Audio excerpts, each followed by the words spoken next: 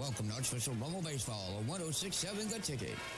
Raider Baseball is presented by Rummel Graduates, Peyton Terrio and Edward Jones Investments, Ryan Gennard and PM Automotive, Will Vanderbrook, CPA, John Terrio and Malcolm Dinas, LLC, Glenn Formo and Blue Devil Custom Countertops, Brian Aber and Bears Po'boy, Doug and Eddie Womack and the Womack Law Firm, United States Congressman Steve Scalise, Matt Colasino and Crescent Power System, Dominic Impastato and the Fishers and Impastato Law Firm. Now let's head to the ballpark for the call of the game with Cumulus New Orleans and 106.7 The Ticket Sports Director Ken Trahan of CrescentCitySports.com. From historic Rag Sherman Field at Kirsch-Rooney Stadium, it's Archbishop Rummel Baseball. This evening, the Raiders take on the St. Paul's Wolves in the Select Division I playoffs, the regional round. And a pleasant good evening to you. Ken Trahan, joined by my friend, former Major Leaguer Kirk Bollinger. This is the first of a best-of-3 series, the format for this division now for several years. And it's a 5-seed versus a 12-seed, and it's familiarity. Two schools that know each other very well, two programs that know each other very well. Kirk, great to have you with us, and looking forward to what we have in store for you this evening. It's good to be here for the playoffs. Needless to say, these are teams that are very familiar with each other. They play each other every year, always play a 3-game series. That happened earlier this year, and that occurred in early March. Rummel won 2 of the 3 games over St. Paul. St. Paul's won the game that was played here at Kirsch-Rooney Stadium in 10 innings, 7-3. Rummel came back and won the 2 games at Heath Field, 7-6 and 10-5. Very competitive games and pretty evenly matched teams. They are, and if you looked at those 2 box scores, they were a little bit funny because the Rummel Raiders wind up taking 2 of the 3. You know, each team had a comfortable win, and then we had the extra inning affair that was involved in that 3-game set. But the Rummel Raiders struck out an awful lot as a team, but they were still able to put up a lot of runs throughout the 3-game set. So, you know, if you're looking at the way that series turned out, if Rummel can put the ball in play a little bit more this series than they did the last one, they should be in pretty good shape.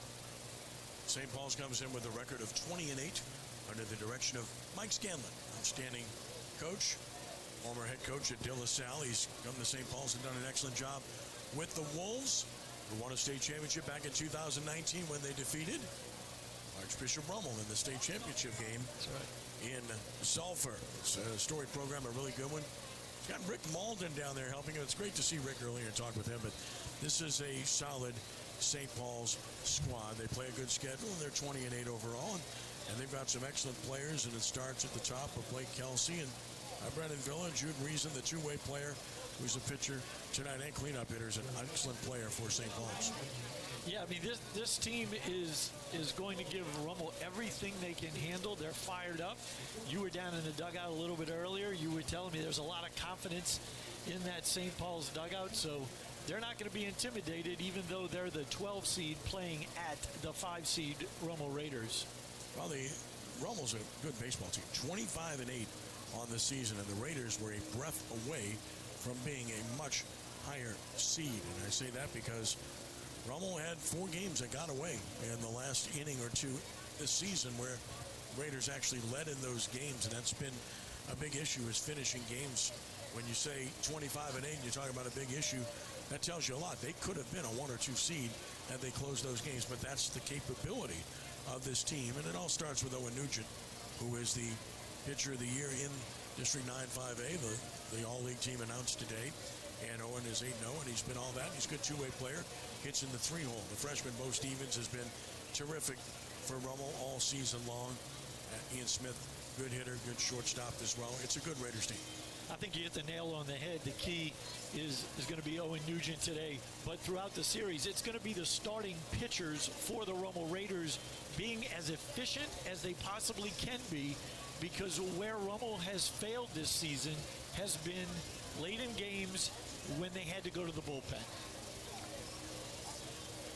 Baton Rouge umpiring crew handling this game and this series. And, of course, when you get to the playoffs, you always have the crews from outside of the area. Kirk, and it's probably a good thing, right? You know what? I'm going to have to disagree with you on that. Okay. Because I think, honestly, and we can sit up here and we can say that the umpires that we see night in and night out miss a call here, miss a call there. But from my experiences, the local umpires are way better than the umpires that are in the surrounding areas in the state of Louisiana. Well, the reason I say that is because there's no familiarity and there's no built-in thought process about any of them. So from that perspective, that's what I was referencing. But we'll see how it works out here today. We look at the weather conditions, and you have partly cloudy to mostly cloudy skies. No real threat of rain. The temperature is at 78 degrees. The wind is southeast at 6. And, of course, anytime you got south wind, it's going to be blowing in a little bit here, and that's the case in this ballpark. It's gusting to 11, so the ball doesn't figure to carry very well in this big, really college ballpark, which is 325 down the lines and 370 to the gaps and 400 to center field. It plays like a real baseball park. You got to play baseball to win here. Oh, you do. You do. You have to play good defense. You have to pitch. You have to pitch smart here. And as an offensive team, you don't want to hit a lot of fly balls. I know we're in the era of launch angle and exit velocity and all that type of stuff. But to win games at Kirsch-Rooney for a high school team, you have to hit line drives and hard ground balls. And that's what wins games here for high school teams. It is the best of 3, game 1. Game 2 will be played tomorrow here at Kirsch-Rooney at 4 p.m. as part of a doubleheader as Brother Martin opens its series at Pineville here tomorrow. So they will play the late game here tomorrow as the Select Division I playoffs get underway. The wind, by the way, is picking up even more. It's blowing even harder as we speak. Will be a factor in this game tonight. It's Archbishop Rummel and St. Paul's. We'll take a timeout here.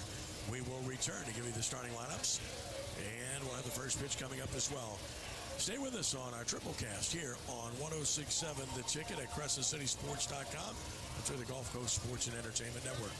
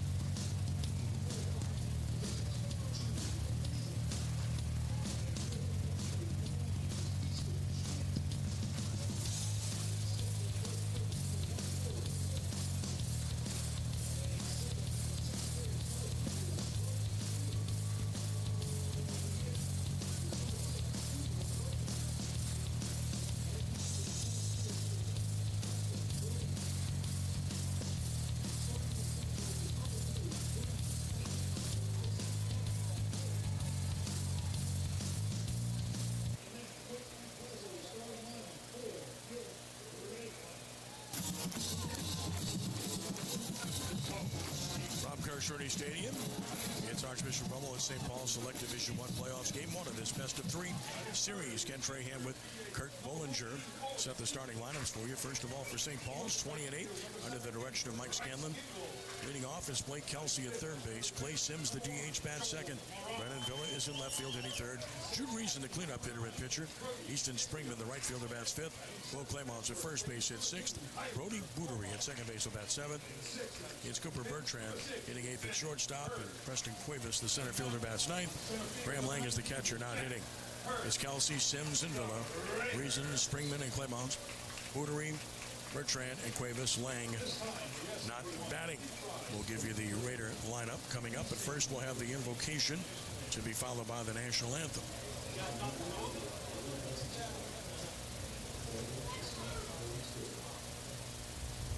Dear Lord, we thank you for this opportunity to participate in the state playoff baseball. We pray that both schools play to the best of their ability and display good sportsmanship. We ask the players of that free and serious injury. If the actions on the field, then you, Lord. We ask this in the name of your Son, Jesus Christ, who made the ultimate sacrifice for us. Saint John Baptist, let us out. Lord Jesus, in our lives. And God Almighty, Father, Son, and Holy Spirit.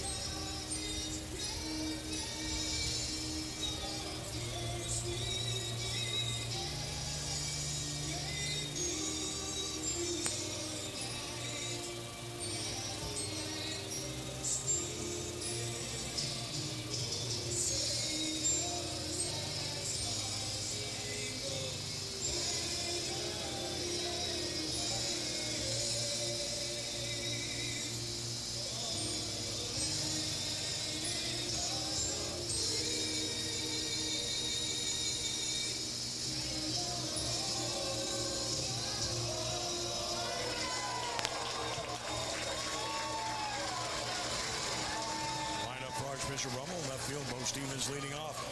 It's Ian Smith at shortstop. Owen Nugent, the pitcher, hits third. Cleanup hitter, right fielder, Bryce Engel. Joe Morange at third base, hits fifth. Brody Giglio, the catcher, hits sixth. It's Tyler Fomo, first base, hitting seventh. Ben Hurd at second base, hitting eighth. Jack Hurd will be in center field, batting ninth. Stevens, Smith, and Nugent. Engel, Morange, and Giglio. Fomo, Ben Hurd, and Jack Hurd. Nugent pitching.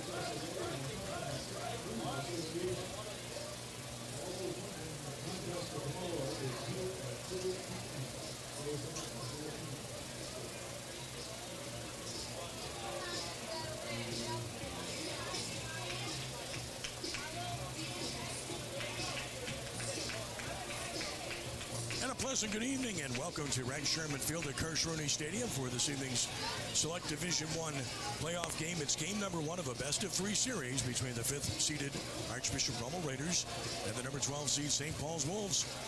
Along with former Major Leaguer Kurt Bollinger, I'm Ken Trahan. It's a pleasure to have you with us on the Gulf Coast Sports and Entertainment Network, along with 106.7 The Ticket and CrescentCitySports.com. Ideal night for baseball. 78 degrees, though the wind is a major factor. It's blowing now at about 15 miles an hour. Very hard in and across toward right, so stay tuned. Raiders will be in their white uniforms tonight as the home team with the scarlet red print and the R on the cap and the Columbia blue trim. St. Paul's in their royal blue, yellow gold print, gray pants, and blue caps. It's Blake Kelsey leading off at second base. Clay Sims, the DH. Brennan Villa in left field. Jude Reason, the cleanup hitter and pitcher. Easton Springman in right field, his fifth. It's Will Claymont's at first base, hitting sixth. Brody Bootery hitting seventh. At second base, it's Cooper Bertrand. the shortstop, hitting 8th. Preston Cuevas in center field will bat 9th. Graham Lang, the catcher, will not bat. For Rummel, Bo Stevens will lead off in left field. Ian Smith is at shortstop. Owen Nugent, the pitcher. Bryce Engel, cleanup hitter, right fielder. Joe Morange batting 5th at third base. Brody Giglio is the catcher, hitting 6th. It's Tyler Formo batting 7th. He is the first baseman. Ben Hurd at second base will hit 8th, and Jack Hurd in center field hits 9th. For Rummel, we're set to go, and leading it off is Blake Kelsey, the third baseman for the Wolves. Kelsey will stand in at .342, no homers, 12 driven in.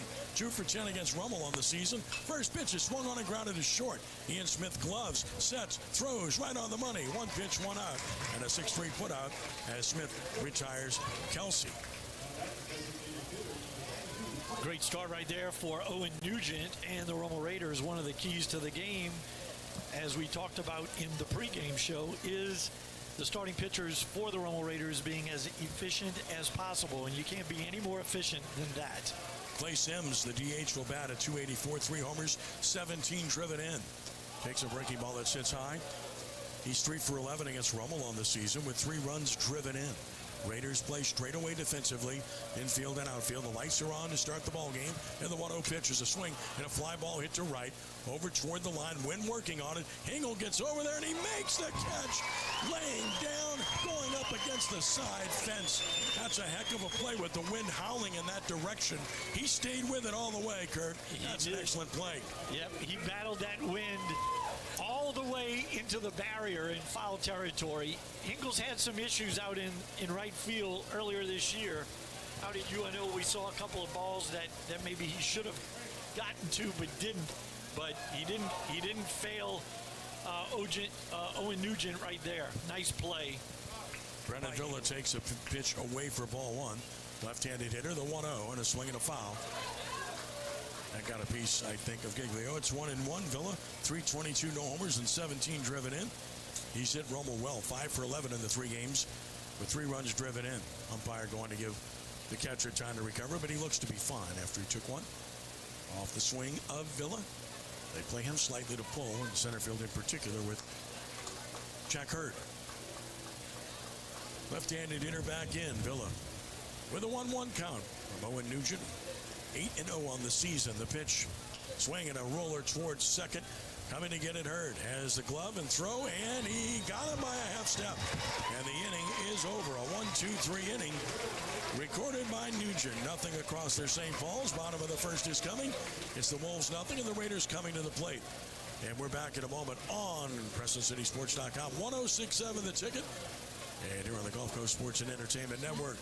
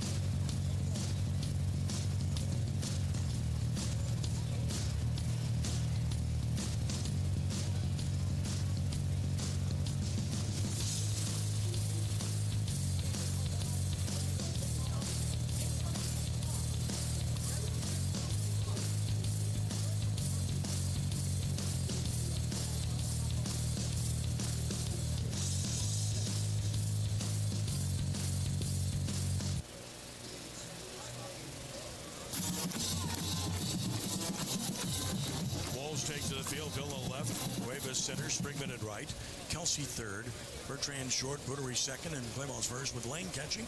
And on the mound is the left-hander Jude Reason. Reason's had a good season for St. Paul's. He's made 8 game appearances, all starts. He's 3-0 with a 1.85 earned run average. 34 innings, only 23 hits, 16 runs, 9 of which have been earned. He's walked just 13, struck out 40 on the season. Impressive for him. Now, his toughest outing of the year was against Rummel. Back on March 6th, 2 innings, 5 hits, 5 runs. 1 walk and a strikeout. Took a loss in that game. It was really the only time this year that people got to him in a substantive way, Kirk. Well, the Raiders are a good offensive club, and we've seen it all year. They've been able to put up runs against the best teams in the state that they have faced. You know, in particular, Brother Martin, who was really their number one seed, and Rummel put up double digits against them and really had Brother Martin on the ropes. Here's Bo Stevens to lead it off. The left fielder, 374, 5 homers, 31 driven in. Lefty-lefty matchup. And a strike delivered. A nice pitch from Reason to get ahead of Stevens, who's 4 for 10 with 3 RBI against the Wolves on the season. First pitch breaking ball right in there. And another. And quickly 0-2. And Stevens looks at both. Finds himself in arrears. No balls, 2 strikes. The threat of a bunt. Holds a bat high. Talented freshman waits. 0-2 pitch. Sets up away and misses well off the plate. 1 ball and 2 strikes. He set up in the middle of the right-handed batter's box for that one. Which typically means it was a purpose pitch to show you something. Come back with something else. Deception at its best, right? Here's the 1-2 offering. And a swing and a ground ball up the middle of second. It's handled by Boutery. His throw is true, and that's out number 1. Stevens retired. 4-3 put out. The batter is Ian Smith. Northwestern State come in. Hitting at .330 with a home run, 22 driven in. 3 for 8 with a double and 2 RBI against St. Paul's. Pretty good respect to for the freshman right there, wouldn't you say? Curveball, fastball 2 feet off, and then another breaking ball. Pitched him perfectly. Here's Smith. Here's the pitch. That's high with a fastball. Jude Reason.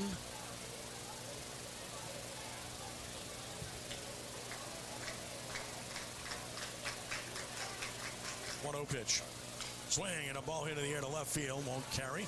Left fielder is there, and making the catch is Villa for out number 2. Anything hit in that direction is going to go nowhere. Squared it up pretty good, but wind's going to knock down anything. Yeah, it's going to knock it down, and if anything else, it's going to push it towards the right field foul line. That's about the only other place the ball's going to go. Here's Owen Nugent, the pitcher, 297, 22 driven in, 2 for 12 with an RBI against St. Paul's. First pitch, swinging a ground ball the second. This will be a quick inning. And throwing him out is Boutery, and both pitchers have a very quick, easy 1-2-3 first. We go to the second inning at Kershruny with no score here on 106.7 The Ticket at CrescentCitySports.com and the Gulf Coast Sports and Entertainment Network.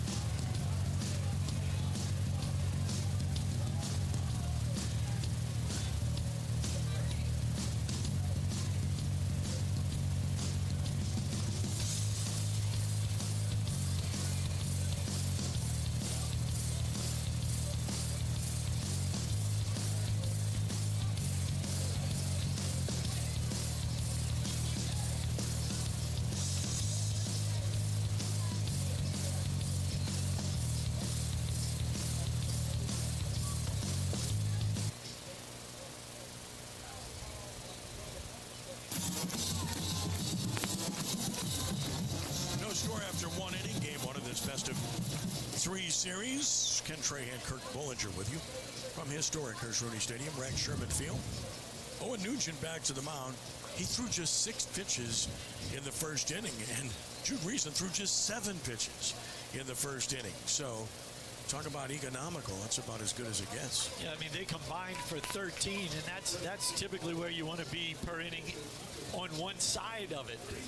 And they covered it in a full inning instead of just one half of an inning. There's Jude Reason, the pitcher, at 351, 28 driven in, 2 for 7, 2 RBI against Rummel. Left-handed hitter, open stance, stands upright, and the first pitch coming. And a swing and a miss. Good breaking ball, 0-1. Nugent is a strike thrower and mixes his pitches well. Not overpowering. Just a really good pitcher. He's been solid all year, and the Raiders are going to need another solid performance from him tonight. Just missed down. and out. It's 1-1. The numbers on Nugent tell you everything you need to know this year. He's 8-0 in 11 appearances, a 1.20 run average, 64 to third, 41 hits, 18 runs, 11 earned, 26 walks, 51 strikeouts, and he just missed the outside edge. It's 2-1. Good fastball, good spot right there. Just missed to swing the count in the favor of reason. 2-1 pitch and a swing and a line drive to short. And it's one hop by Smith, who throws him out. Good job by Ian Smith. That's tough ball in between and makes the play look easy. One gone. And the sun is peeking through a little bit in between the rooftop of the grandstand and the back wall of the grandstand. You see his glasses gleaming a little bit on that play, so a little bit of fighting the sun. He did a nice job staying with that one. Easton Springman bats at 269. Swings and beats it foul off his leg. It's 0-1 Springman. With no homers and 23 driven in, he's 2 for 12 with an RBI against Rummel on the season. Nugent wants a new ball. He was all or nothing in that three-game set. He had an 0 for 6, but he bounced right back with a 2 for 3 and 3 RBIs in game 2. No balls and a strike. Next pitch coming. Changeup strike called. It's 0-2. Good pitch. Outside edge. At the knees. Location. Nugent talked him into that one. That's the second pitch he threw right there, and the umpire gave him that one. There's the 0-2 pitch coming from Owen. And he missed away. And again, the catcher setting up off the plate. It's 1-2 as a former pitcher. Explain why. Yeah, it's way out there, and it's just showing him the fastball. But, you know, we talked about efficiency. You've only got 115 bullets, and you want to try to make every one of them count, and those are just not competitive pitches. There's a ground ball right side, a base hit. First hit of the game. Springman gets one through the hole between first and second, and he's on with a one-out single here in the second inning. Just enough topspin to get it by. Second baseman was not playing him as a left-handed hitter. He was up the middle. Yeah, not playing him to pull too much or playing him straight away, and he just bounces it through the hole. Which gets Will Clemons to the plate. 133 with a homer and 4 driven in. Pitch on the way is a swing and a foul. St. Paul's has always been an aggressive hitting team early in the count. 0-1 the count on Clemons.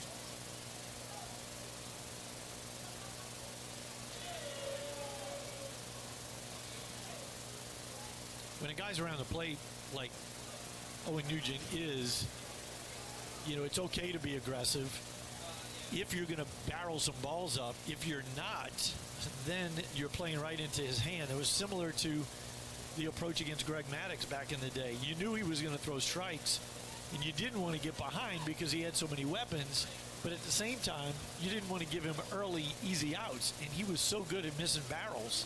That's what happened a lot of the time. No balls and a strike, the pitch, and that's a good breaking ball for a strike. And it's no balls and 2 strikes on Clemons. We're in the top of the second inning with no score here at Crescent Stadium. 0-2 the count. High stretch position, the pitch, and a swing and a foul right. Out of play. Clemons stays alive. Nugent loves to use that breaking ball early and often against the right-handed hitters. You'll see the changeup a little bit more against the left-handed hitters. But against the righties, he's primarily 2-seamer, 4-seamer, and the curveball. 0-2. Struck him out looking. Quality pitch by Nugent, and that is out number 2 and strikeout number 1 for Owen. He's going to get that pitch. It's going to be a long day for the Wolves. That was a tough pitch to handle for Clements. There was nothing he could do with it. That's why he took it, left it in the hands of the home plate umpire. It didn't bode well for him. Clemons retires. Here's Brody Bootery at 200 with a homer, 12 driven in. Runner goes, big jump, pitch down and out. Throw down is really good, and he's out at second base. What a throw by Giglio. Smith right on the bag to slap the tag on Springman, and the inning is over. No runs and a hit, nobody left. Bottom of the second coming. No score from Crescent. Back in a moment here on 106.7 The Ticket at CrescentCitySports.com and the Gulf Coast Sports and Entertainment Network.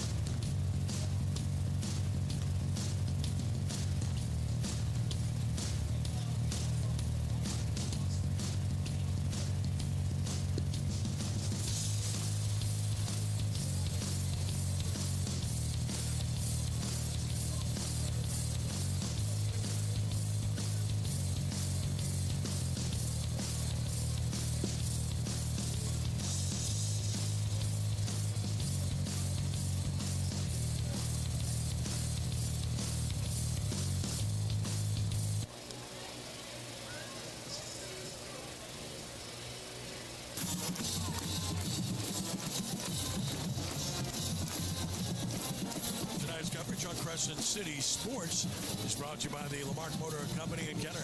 Lamarck Quick Lane services all makes and models, batteries, tires, oil changes, and more.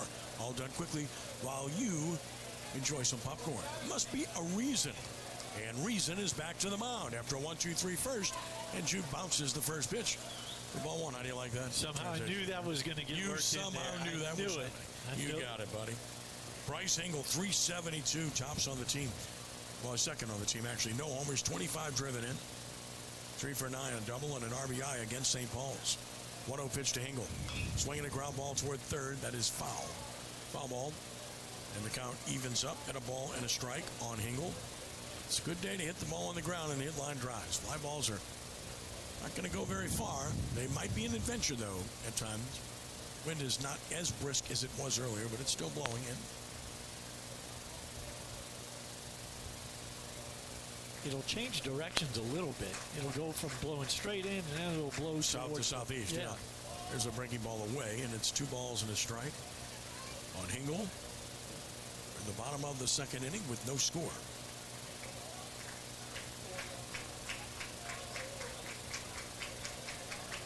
The 2-1 pitch. Down and in. So 3-1 to Bryce. Getting off the bottom of the second inning. Good crowd here tonight. Yep, the Wolves traveled well. It's right across the pond. 3-1 pitch. That's in there, a fastball. And now we're full 3-2. And of course, Rummel's support here is terrific this evening. Always. Whenever you have the Catholic League teams playing in this ballpark, they pack it in pretty good. Here's the payoff pitch on the way to Hingle, and he swings and it's at the second. Gobbled up by Bootery, who throws him out. 1 gone. Bootery has thrown out 3 of the 4 Rummel hitters thus far. Both pitchers pitching to contact and pitching well and throwing strikes. And there's Joe Morange, the third baseman. 295, 8 home runs, 35 RBI. Bull's been a massive power source. 0 for 6 against St. Paul's, but this is not a night to pull the ball in the air. No, you got to hit them low and watch them go tonight. Takes a fast strike. Good pitch from Reason. Reason doing a good job with that glove side fastball against these right-handed Raider hitters. They're going to have to make an adjustment on that if he continues to do so. 0-1. Swinging a pop foul out of play right side. It's 0-2. That's the one that Morange likes. He likes that fastball up and out over the plate because he is a little bit out and around, and that's the ball he can really drive. No balls, 2 strikes on Joel Morange. 1 out here at the bottom of the second inning. 0-2 pitch. Breaking ball down. And it is 1 ball and 2 strikes on Morange. Tried to back foot Morange with the breaking ball there. Just a little bit too tight. Good job by Morange to lay off of that one. It was a good take. The 1-2 pitch. Swing and a ball hit down the third base side foul. And the count remains a ball and 2 strikes.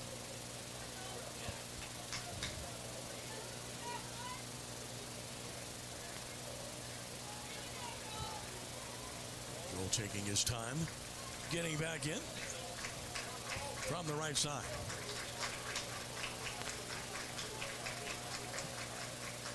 Another 1-2 pitch from Reason. Swung on and driven into left. Hit hard, a base hit. Morange turns on one and ropes it to left. First hit for the Raiders, a 1-out single here in the second. He's a dead red pull hitter. And it shows you why. Very good bat speed. And you'll see it. It was a fastball up, out over the plate. That's the one he loves. That's the one he missed a little bit earlier. But he didn't miss that one. Barrels it up, lines it into left, just in front of the left fielder, Villa. That's how you have to hit him today.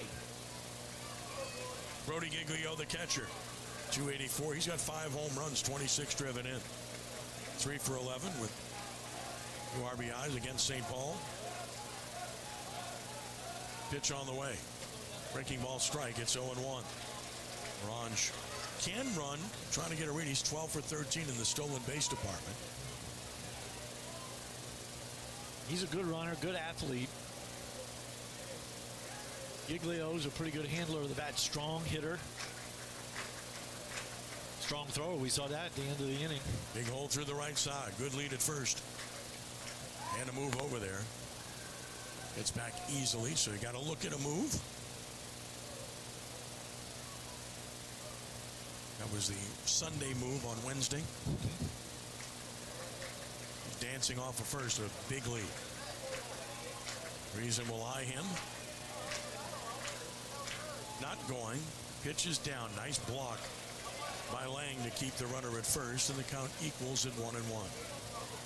Mirage at first extending the lead and then taking one half step back as Reason lifts his leg, and then once he sees him commit to the plate, then he'll take his secondary. He gets out there early. Reason from the belt to the plate. Swing and a miss. Through the fastball by Giglio, who's in the hole 1-2. Reason doing a good job mixing speeds here with the curveball and then an elevated fastball. He's not a extremely hard thrower, but he throws enough breaking balls to make that fastball play even better than it is. Checks the runner. There he goes. 1-2 pitch is strike 3 called. No throw, stolen base.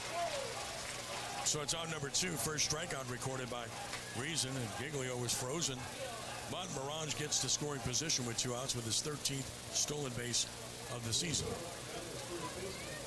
Frozen with that breaking ball on the inside part of the plate. Giglio frozen on it, couldn't pull the trigger. Now Tyler Formo with a lefty-lefty matchup. Tyler's at .315, 2 homers, 27 driven in. Pitch on the way. That's a strike. Another good breaking ball. It's 0-1. Reason has shown very good command of the breaking ball early. Started both left-handed hitters off with the breaker. He's also shown really good command with that fastball glove side. When he needs it, it's been there. 0-1. Swing and a miss. Waved at the breaking ball. And he's down 0-2. That was a good one on the corner, off the corner. Formo pulled off of it just a little bit. You can't try to pull the breaking ball when you're a left-handed batter facing a left-handed pitcher. You have to stay inside of it, try to hit it the other way and up the middle.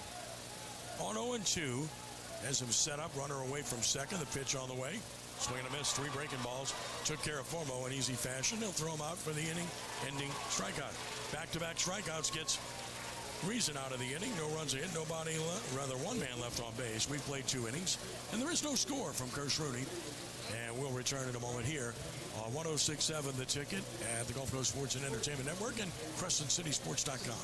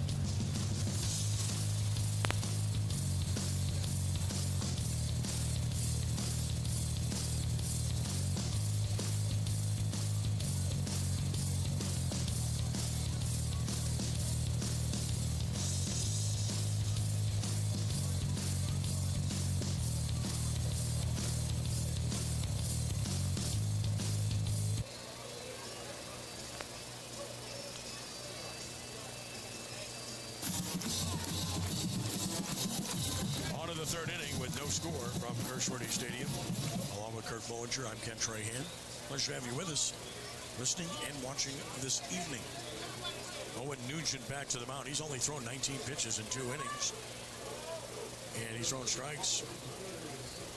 That he has, and he typically does do that. 13 of those, to be precise. He's given up 1 hit, has 1 strikeout. Here is Brody Boudry to lead it off. First pitch to the right-handed swinger is a swing and a foul. They love to attack the first pitch. 0-1 the count. 200 hitter. A homer and 12 driven in. He's 2 for 5 with an RBI against Rummel this season. He's one of the elder statesmen on this club. Breaking ball hung it. That ball's in the air in the left field. Wynn's working on it, but the left fielder's coasting under it, and making the catch is Bo Stevens for out number 1. On another night, that would be a threat, but not tonight. One gone. Yeah, he hit that ball pretty well. It kept drifting towards the fence, but the wind was fighting it the whole way. And relatively easy play for Stevens, who's playing shallow for a good reason.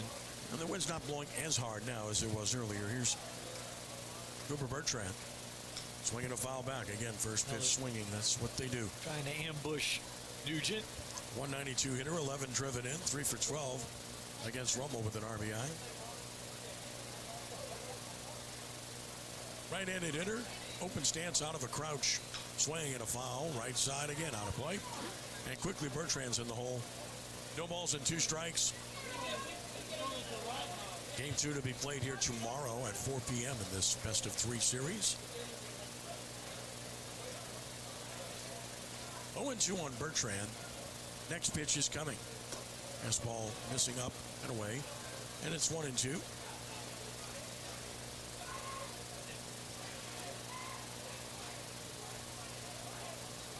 One-two pitch. Front door breaking ball just missed low.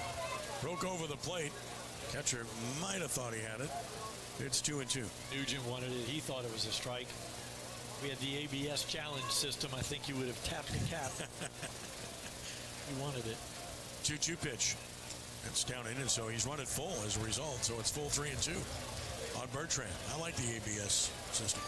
I do. It's quick. It doesn't waste too much time. But I tell you what, some of the challenges come at the weirdest times. Payoff pitch, and he walked it. So there's a free base runner with 1 out as Bertrand draws a walk after he didn't get that call earlier in the sequence, and that brings Preston Cuevas to the plate, the center fielder.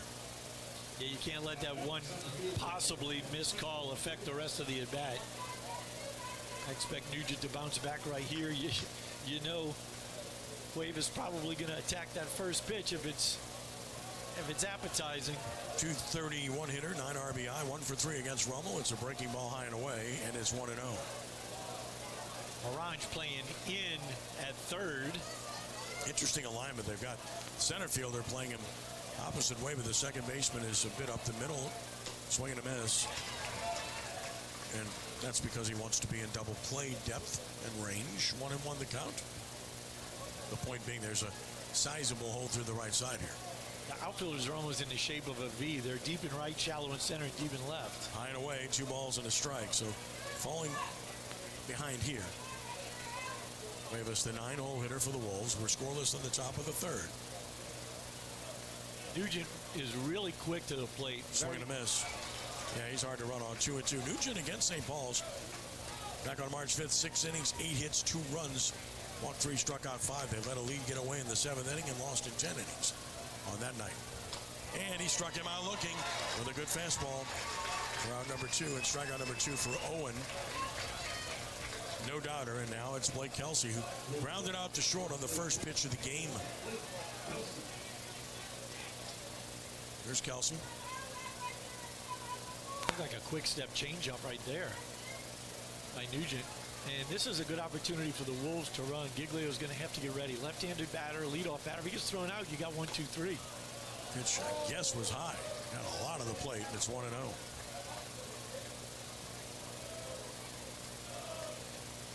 But they run Bertrand, and he gets hosed by Giglio.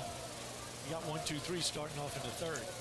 Takes a strike. It's 1-1. He's 3 for 3 in the stolen base department. Is Bertrand. Kelsey settling back in left side. 1-1 the count. Runner first, 2 outs. Stretch and the pitch, and a swing and a beaten foul off the leg. They'll try to walk it off, and it's 1 ball and 2 strikes. Had a couple of those burners early in this game from Nugent, which indicates his ball's moving down nicely. Moving down and in. Bounced it right off the back of his calf. Walk it off a little bit. He's right on top of the plate, too, so you don't even have to throw it in to crowd him. 1-2 the count. Bertrand away from first. Nugent from the stretch to the plate. Ground ball is short. Smith handles it, flips to Hurd for the force, and the inning is over. No runs and no hits, no errors, and one left. Wolves strand there first. We go to the bottom of the third. Still scoreless from Kirsch Rooney here on 106.7 The Ticket at CrescentCitySports.com and on the Gulf Coast Sports and Entertainment Network.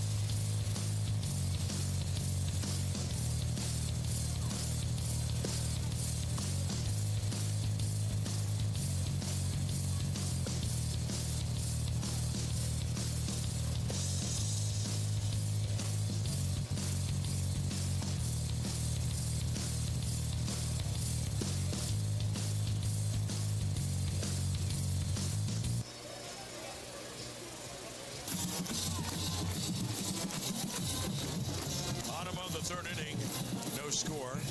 Ben Hurd will lead it off for the Raiders. A 272 hitter, no homers, and 13 driven in. And tonight's coverage on Crescent City Sports is brought to you by Ochsner Andrews Sports Medicine Institute. Get the same sports medicine care the pros receive with minimally invasive treatments and quicker recovery times. Visit Ochsner.org/sportsmed to learn more or schedule an appointment near you. Swing and a miss by Ben Hurd to start the bottom of the third on pitch number 26 by Reason. He's given one hit thus far. He struck out two. Ben Hurd at 272, 13 driven in. The 0-1. Down a ball. It's 1-1. It's 3 for 8 against the Wolves on this season.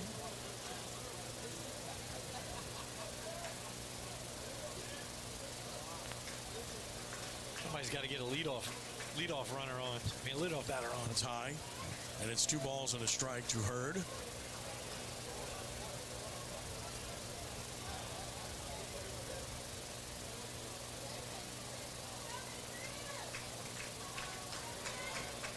Here's the 2-1 pitch. Popped him up on the infield. Should be easy.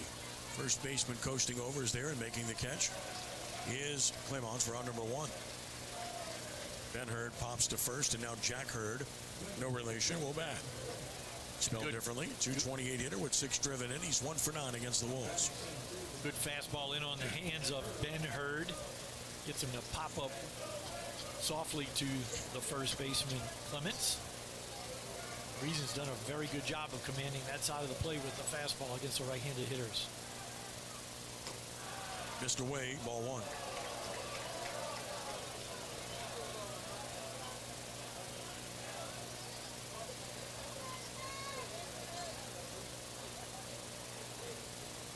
Here's the 1-0 pitch. Swing and a ball hit to deep short. That'll be a base hit. So Jack Hurd toward the hole. Bertrand to the backhand. He had no chance, even if he able to come up with it, but could not. He was playing extremely short. Jack Hurd can run, so I think that's why he was doing that. But Bertrand was playing real shallow. That's why he wasn't able to get that. He was basically playing double play depth. So Jack Hurd, a Delgado commit, is aboard. And you flip the lineup for Bo Stevens. Grounded the second in the first inning. Takes it down and out for ball 1. Jack Hurd, a good runner. He has not stolen a base this year. Be a great time to get his first. 1-0 the count. Down and out. Reads the down read. Gonna break. He's gonna be safe at second base. Throw was a little bit to the shortstop side. A good throw probably gets him. He made the down read and broke. And Lang made it very close, but he's safe. Wild pitch. Good read by Hurd, and Lang got rid of it about as quickly as he could after he found it and located the ball. He threw it side on. I think that's why he didn't get a whole lot on it. Stepping off Reason. Raiders with the runner at second for the second time in the game. A 2-0 count on Bo Stevens, a very good hitter. Stretch by Reason. Pitch, swinging a foul. Lines one down the left field side. And the count goes 2-1. Came into the inning, did Reason with 25 pitches. Both pitchers have been really good and very sharp in terms of short work thus far. Rummel trying to change that here. 2 balls and a strike on Bo Stevens. Hurd away from second. Check of the runner and the pitch. And look out, it hit him. Stevens hit by a pitch. Gives Rummel 2 base runners for the first time in the game. Just as we're complimenting the pitchers on their command, he uncorks one right into the leg of left-handed hitting Bo Stevens. Mike Scanlon will visit the mound. Raiders base runners and will visit their coach, Frank Cazzo. At third base, St. Paul's wearing the camouflage caps tonight. They supply balls for the home plate umpire. Runners will return to their bases. It will be Hurd at second and Stevens at first. And Ian Smith to the plate. He flew out to left his first time.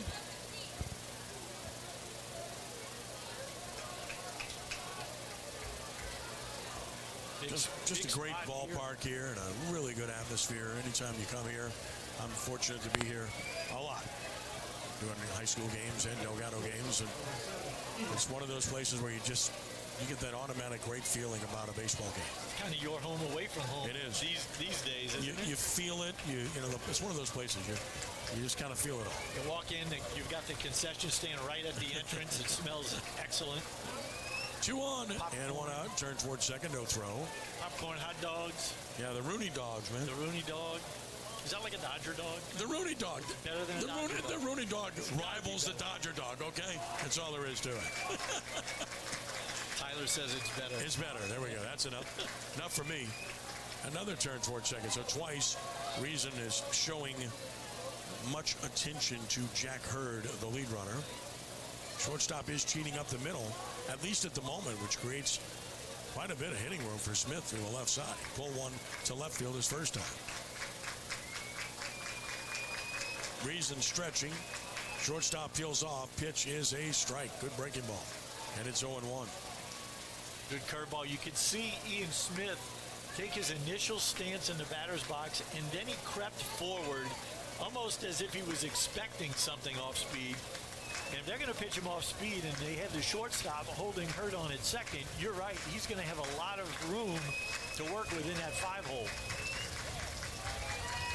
The 0-1. Smith taps it foul. Didn't have much of a cut, and that pitch was down and out of the zone, and he's quickly in the hole 0-2. Fooled by the pitch. And not as a cut by any stretch of the imagination. Now he's in the hole 0-2. We have to battle here. Now you just want to let the ball get deep. Reason doesn't throw that hard. He shouldn't be able to beat you with the heater. On 0-2. The pitch is high and away. Fastball 1-2. In the bottom of the third inning, we are scoreless. Greg Sherman Field at Kirsch-Rooney Stadium.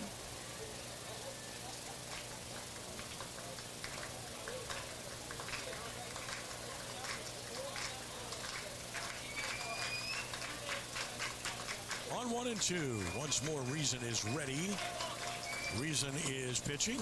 Swinging a foul. Off the end of the bat, just tapped it foul over toward the Wolves dugout. Really hasn't had a good cut in this at bat yet. That looked like a pretty good changeup right there by Reason. Smith way out in front of it. He was fortunate to get a piece of it. Get that one right off the cap. Happy to be alive. And hoping to do damage.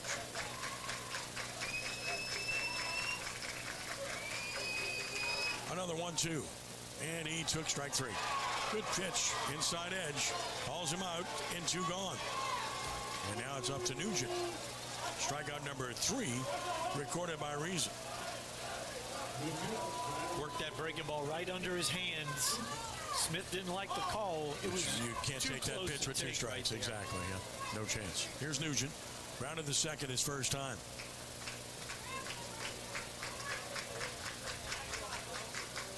especially when you're not familiar with these umpires, you don't really know what their zone is. When you see the same guys every night like these guys do throughout the course of the season, you tend to learn those strike zones. Stretch and the pitch, and a swing and a foul on a play right side by Nugent. Started off fast this year, was going well, and he's kind of dropped off a little bit offensively recently. Back under 300 now coming in. 0-1 the count, trying to help himself here in a scoreless game in the bottom of the third inning. Nugent really good at going the other way. He does let the ball get deep, and that's pretty much how you have to treat Reason. Here's the 0-1, and he took a good pitch, just missed down. Breaking ball, got a lot of the plate, but it was down, and it's 1-1. Good pitch, fooled Nugent, but it was below the zone. Good take. Hurd away from second, Stevens from first with 2 outs and 2 on. And 1-1 the count. And another pitch. And a swing and a foul out of play. Same pitch and the same result. Out of play right side, and now Nugent in the hole, a ball and 2 strikes.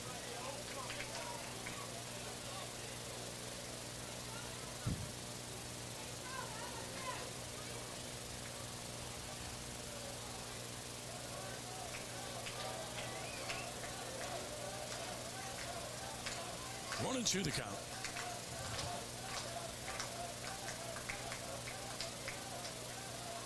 Here it is. Swing and a foul. Just got a piece of it. To stay alive.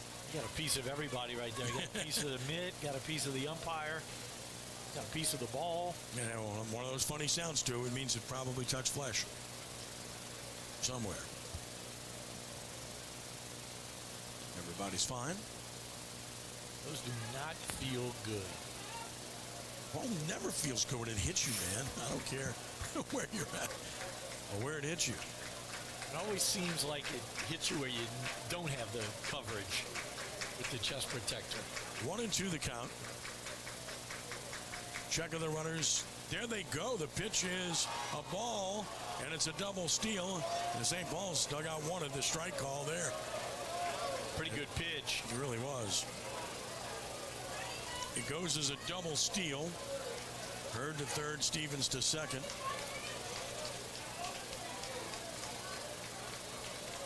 Looked like it was high enough. It may have been slightly off the edge. On 2 and 2 with 2 on, 2 outs, Nugent takes it down and in. It's 3 and 2. First team with a runner to reach third base in this game. 3 and 2 to Nugent. Base open. Nugent's probably not going to see a fastball here. Probably going to get the good breaking ball. And he's done a good job with the breaking ball underneath the hands of the right-handed hitters. Reason taking his time, will stretch. Ready. Payoff pitch coming. Swing and a foul back. The battle continues. This will be pitch number 8 of the at-bat, the longest of the game for either team. That was the curveball. Nugent just missed it, fouled it back. Had a good swing at it. Rummel, a Christian Brothers school for so many years. St. Paul's a Christian Brothers school throughout. Good relationship between the schools over many years now. With 2 on and 2 outs, 3-2 count, pitch on the way. And a swing and a ball hit hard up the middle of the base hit.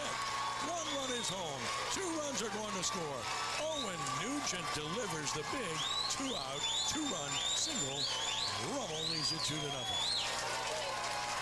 Low line drive just past the outstretched glove of Boudery. He laid out for it. Fastball down and away. We talked about Nugent doing such a good job of hitting the ball the other way, and that's exactly what he did to give himself a 2-0 cushion here in the third. Here's Bryce Engel, grounded to second his first time. Nugent always runs his own bases and don't rule him out running. He's that kind of competitor. Stretch and the pitch. That's a strike. The point I make is because most pitchers get a runner at this level. He must like to do so. And, you know, if he is a good base runner, I'm all for it. I just hate to have him out there for any length of time when he has to go back out to the mound. Breaking ball missed down and in. To Hingle, it's 1-1. He grounded the second his first time. With two outs, I'm in favor of running for him. That way you can get him in, give him a little breather. He was a little riled up when he got that single, a little fired up. Swinging a roller toward third. That is a foul ball. So the count now to 1 ball and 2 strikes. He's one of those guys that you're going to have to go physically grab and pull him off the field. And he's that kind of kid, that kind of competitor, that kind of player. I mean, he's fiery. He's the pitcher of the year in District 8 and District 9 5A. Been that guy all season long. And he's contributed very solidly to this offense. Had a big walk-off hit against John Curtis in this ballpark in an extra inning game earlier this season.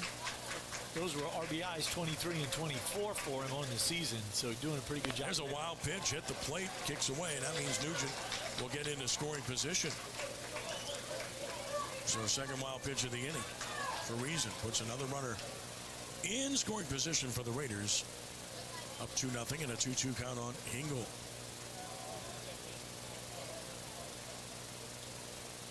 Kind of surprised they gave in to Nugent with the base open and a 3-2 count. Gave him something he could hit, and he drove it right back through the middle. Swing and a miss, struck him out. Good biting ball down and in. Takes care of Hingle. 2 runs cross the plate. Happens on 2 hits. No errors. A runner stranded. That's 2 left for Rummel. After 3, the Raiders 2 and the Wolves nothing. Here on 106.7 The Ticket at CrescentCitySports.com and through the Gulf Coast Sports and Entertainment Network.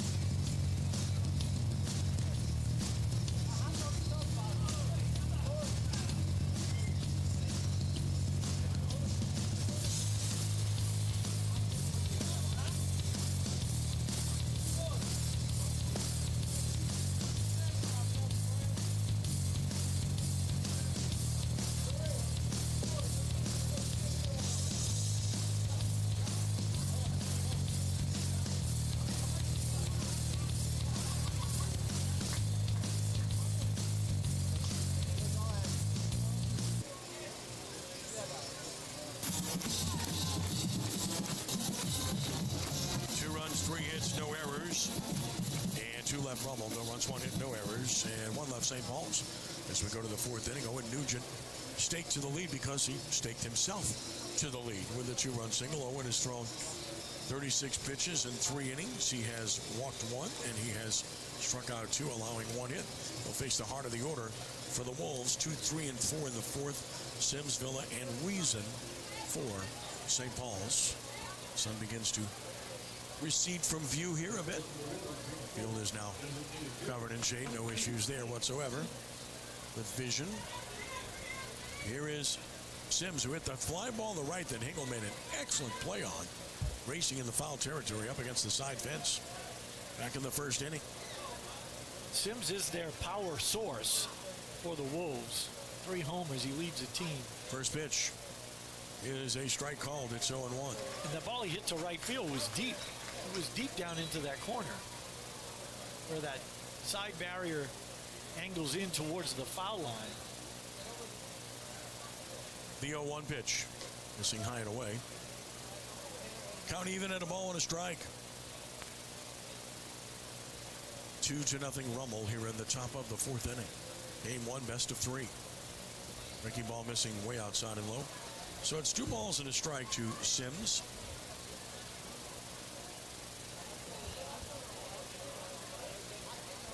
Windy night here.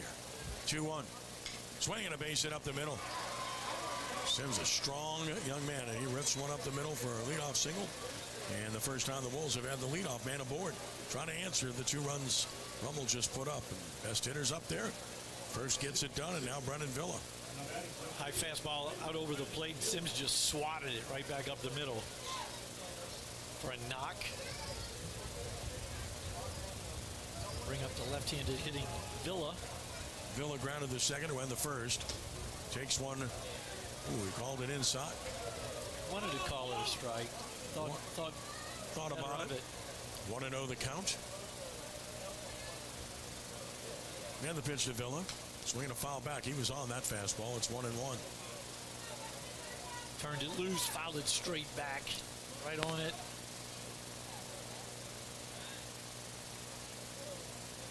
Big hole between Formo and Hurd on the right side of the infield. 1-1 is swung on and missed. It's 1-2. Like he pulled the string there. He did. Right after that fastball he was on, pulled the string on him, had him way out in front. It's a big pitch right there. Spins the count in Owen Nugent's favor. Ball and 2 strikes. Sims at first. And a swing and a tapper foul over toward the Wolves on deck circle. Keeps Villa at the plate. 1-2. Giglio has showed off the arm already, throwing on a would-be base stealer.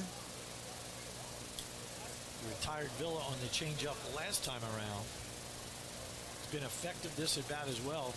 He could really tie him up with a fastball in here as well. The pitch, off speed, beat foul down the first base side. So Villa's fouled off a couple of pitches with 2 strikes. Decided to use the breaking ball in on the hands rather than the fastball in on the hands. Holding it 1-2 on Villa. Runner first, nobody out for the Wolves. The pitch. Swinging a fly ball to left. That's carrying pretty good toward the line. Long run, Stevens. Still going. Got it. Runner was halfway. Returns the first round number 1. It's going to be tough in the air with the way the wind is blowing. It's a good job by Bo Stevens to stay with it. Yeah, and it keeps changing a little bit. You know, it hasn't been consistent. Every once in a while, it'll even blow a little bit towards the left center field side. Which is not at all the direction at the flags we see. In center field, here's Drew Reason, the pitcher, grounded to short his first time. The pitch, swinging a foul back.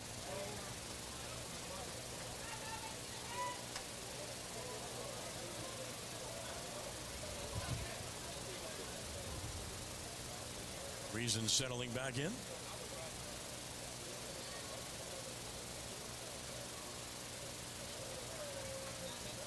Stretch pitch, fastball, strike call. Painted the outside corner with that heater. Great pitch by Nugent. No balls and 2 strikes.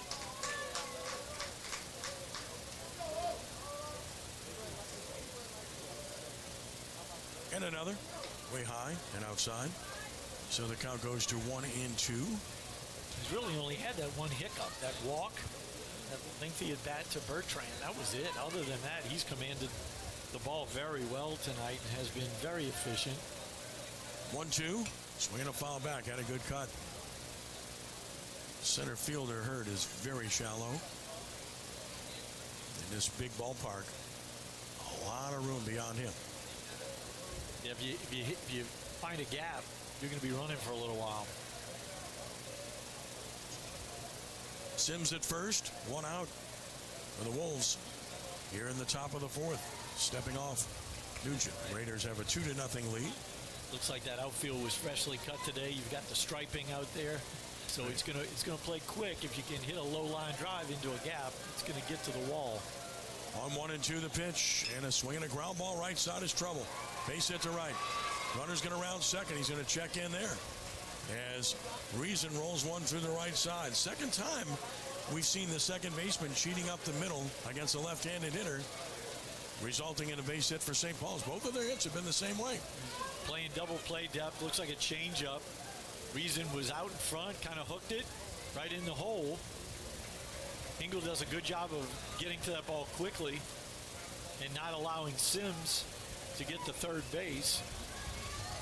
Now Easton Springman, who had the base hit through the right side his first time. It's the first time the Wolves have had 2 on in an inning. First time they've had a runner to second. It's with 1 out here in the 4th, trying to answer Rummel's 2 runs. Hitter calls time. Things have slowed down here a little bit in these half innings for each team. After a very fast First 2.5 innings. The pitch to Springman. Swing and a miss.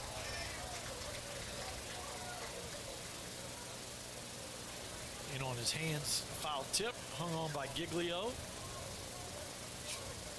As we know, makes it a live ball.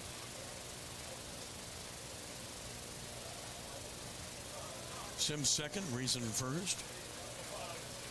We have a runner at first for the pitcher.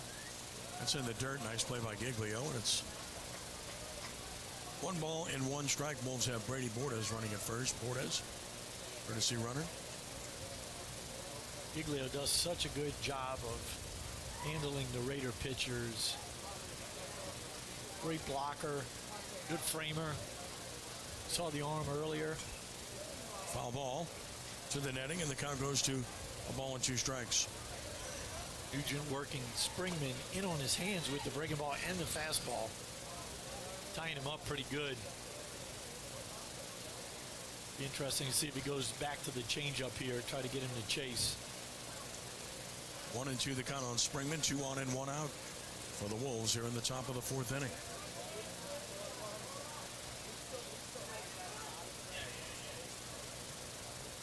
Stretch in the pitch, and he doesn't get the call. Maybe a ball off the outside edge. Pretty good pitch. It's 2-2.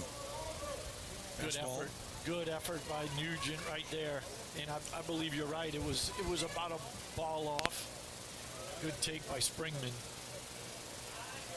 Tough pitch to take with 2 strikes, but he did successfully. 2-2. That's a down and in. Break ball runner for third, and he's going to be out by a bunch. Oh no, he calls him safe. Oh my.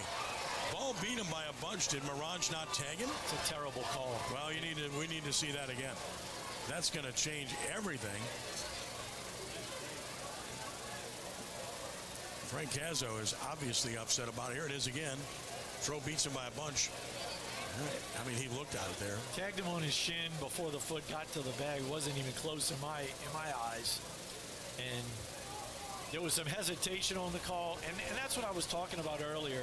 You know, with the out-of-town umpires, they're just not very good. Well, that's a blown call. I mean, if there's any doubt at all, you got to call him out, considering the ball beat him by a bunch, right? Yeah, but it wasn't even close in my estimate. I mean, that's just a bad call, period. Well, there's a chance to change the game, as we just saw it again. And now you have 2 guys in scoring position with only 1 out. Against a good hitter in Springman. I had the base hit earlier. Infield will stay back and concede a run for an out. On 3-2. Runners second and third. Big chance for the Wolves here.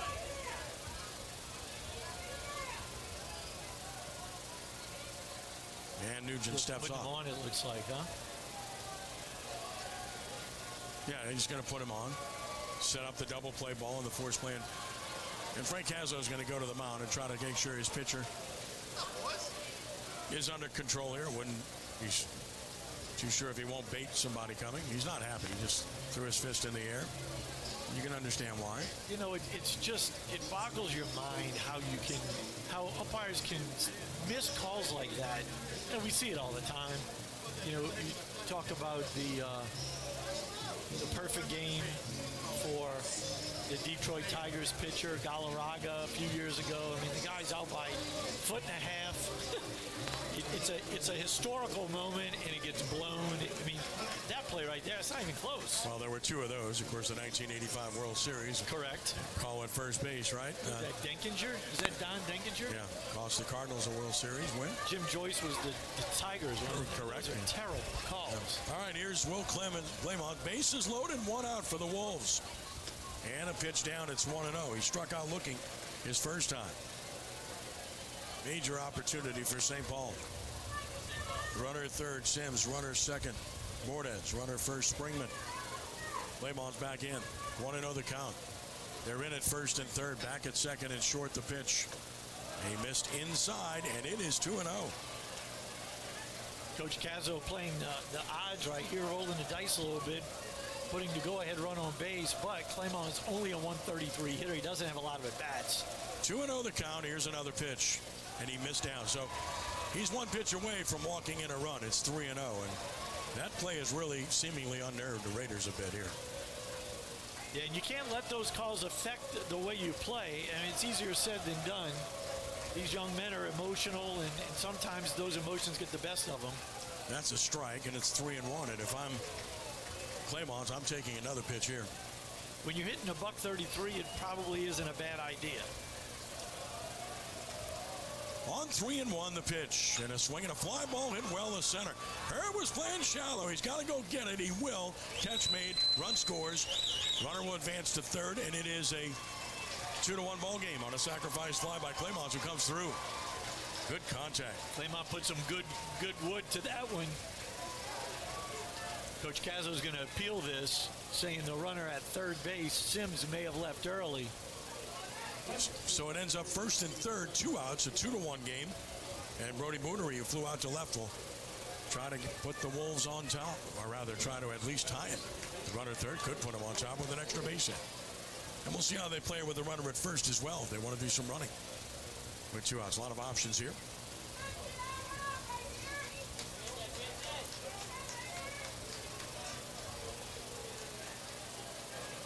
Springman has 3 stolen bases, has not been caught. Breaking ball strike, it's 0-1. 2-1 Rummel, top of the 4th. St. Paul's threatens with a runner third and 2 outs. Boonery's driven in 12 on the year. Runner goes, and a pop-up on the infield. Should be easy for the first baseman. Formo puts it away. Inning over. The Wolves get a run and do it on 2 hits. No errors in Strand 2. They've left 3. We go to the bottom of the 4th. It's Rummel 2, St. Paul's 1. Here on 106.7 The Ticket, at CrescentCitySports.com, and the Gulf Coast Sports and Entertainment Network.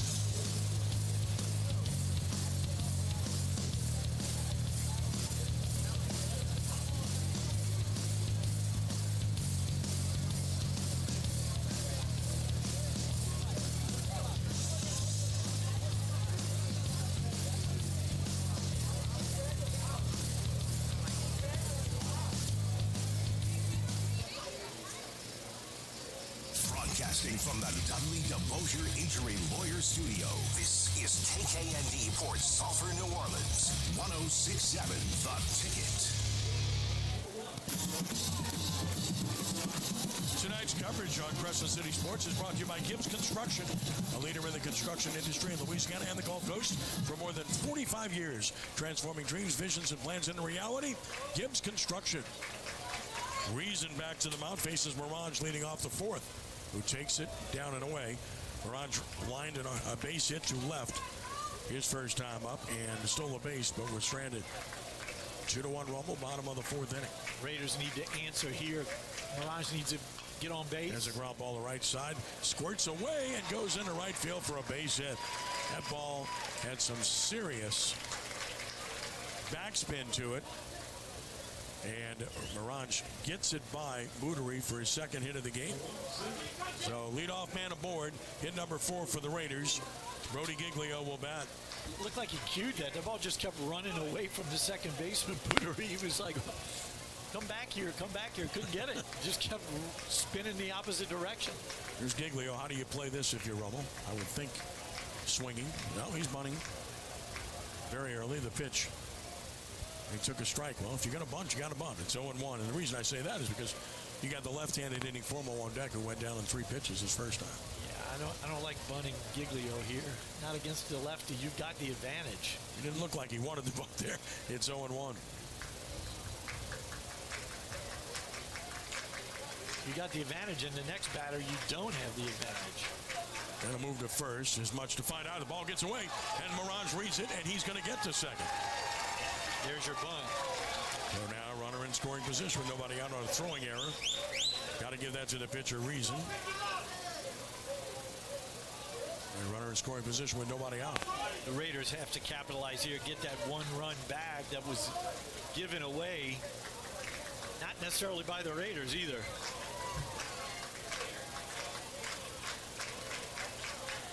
No balls and a strike on Brody Giglio. Away from second, Morange. Pitch on the way. Swing and a miss. Doesn't connect with a fastball, and it's 0-2. Slaps the bat. Now his job here is simple. At least try to get this runner to third base. Yeah, that was not the swing path that's going to produce that type of ball. He was out and around there. He's got to stay inside of the ball, let it get deeper. I always liked to back off the plate a little bit in a situation like this and keep even the ball middle away from me. 0-2 pitch and a swing and a fly ball to right. That should get the runner advanced. Right fielder back, making the play. Springman, runner from second to third, a productive out. Much better swing. Good adjustment right there by Giglio to get Morange over to third with that deep fly ball right. You can see the hand stay inside the ball here. Boom. Hits the inside part of the ball, drives it deep to right. Here's Tyler Formo, struck out swinging on 3 pitches on breaking balls. The second, would you think about here? They certainly are coming in on the infield for the play at the plate. Morange at third runs pretty well. Now with the infield in, I would expect likely a not. bunch of breaking balls here, though. Correct. Stretch and the pitch. Breaking ball, same result. Swung on and missed. 0-1. See that front shoulder gone. Formo just flying out of there. He's in pull mode. You don't want to pull the breaking ball from the left-handed pitcher when you're a left-handed hitter. And all he really has to do is elevate it. On 0-1, here's another pitch. Gonna bunt, and he bunts it. And the play will be to first. He did the job, and the run scores, and it's 3-1. Great job by Formo staying with that pitch on the outside half. Just kind of poked at it. Just have to get it down. It doesn't have to be perfect. Just get it down. Extremely well done by Tyler Formo. Gets the RBI, his 28th. It's pretty productive, isn't it, out of the 7 spot? Absolutely. And now it's 3-1, and here's Ben Hurd, who popped to first. Back in the 3rd inning. That's with 2 outs, nobody on.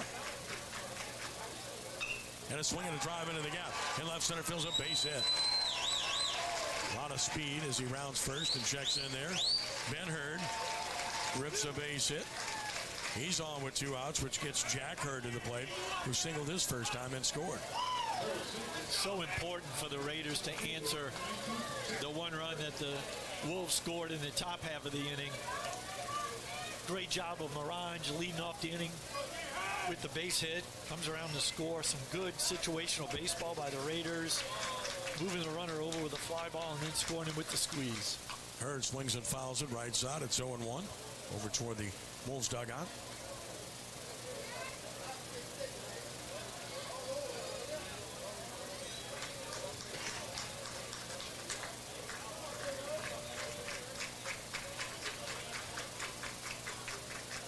Check on the runner. The pitch is on the way. High and away for a ball. Both pitchers were very economical early. They've been extended the last couple of innings. Pitch count is mounting. Yeah, both of them having to work a little bit harder here in the 4th. 1-1 the count on Jack Hurd. Ben Hurd away from first. Pretty good lead. Not going. Pitch is low. And it's 2-1.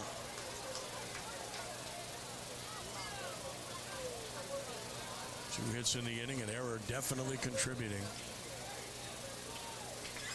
2-1 the count. Stretch and the pitch. Swing and a miss. And it is 2-2.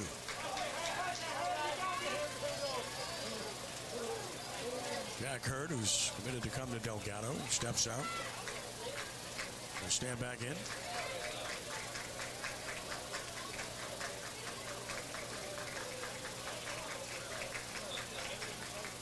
And the 2-2 pitch. And that one pops out of the catcher's glove. Got to think that's a pass ball, Kirk, or what do you say? Huh? I would think so. Yeah, I mean, it hit the glove. I'd say pass ball. So the runner gets to second, and it's 3-2. It was in, but it wasn't so far in where you shouldn't have been able to receive it. Yeah, I would definitely say so. Watching that replay. No, so now the one knee Cazzo down, talks to his hitter. The one knee down catching philosophy these days with the the glove loading, it's hard to get the glove back up on the high fastball. You see it all the time. It's great to catch that low pitch and bring it up into the strike zone, but the one that's high can't catch up to it. On 3-2 and 2 outs, runner second. Stretch by Reason. Payoff pitch on the way, and a swing and a foul back. He stays alive. Right on his knuckles with that one. Good job by Hurd staying alive. Doing his best John Travolta imitation. Remains 3-2 on Jack Hurd. Then Hurd away from second. Payoff pitch from Jude Reason. Swing and a miss. Struck him out. So he's got 5 strikeouts in the game. A run scores. Happens on 2 hits. 1 key error. 1 man left. 3 left for the Raiders. We've played 4. And it's Rummel 3, St. Paul's 1. Here on 106.7 The Ticket at CrescentCitySports.com and through the Gulf Coast Sports and Entertainment Network.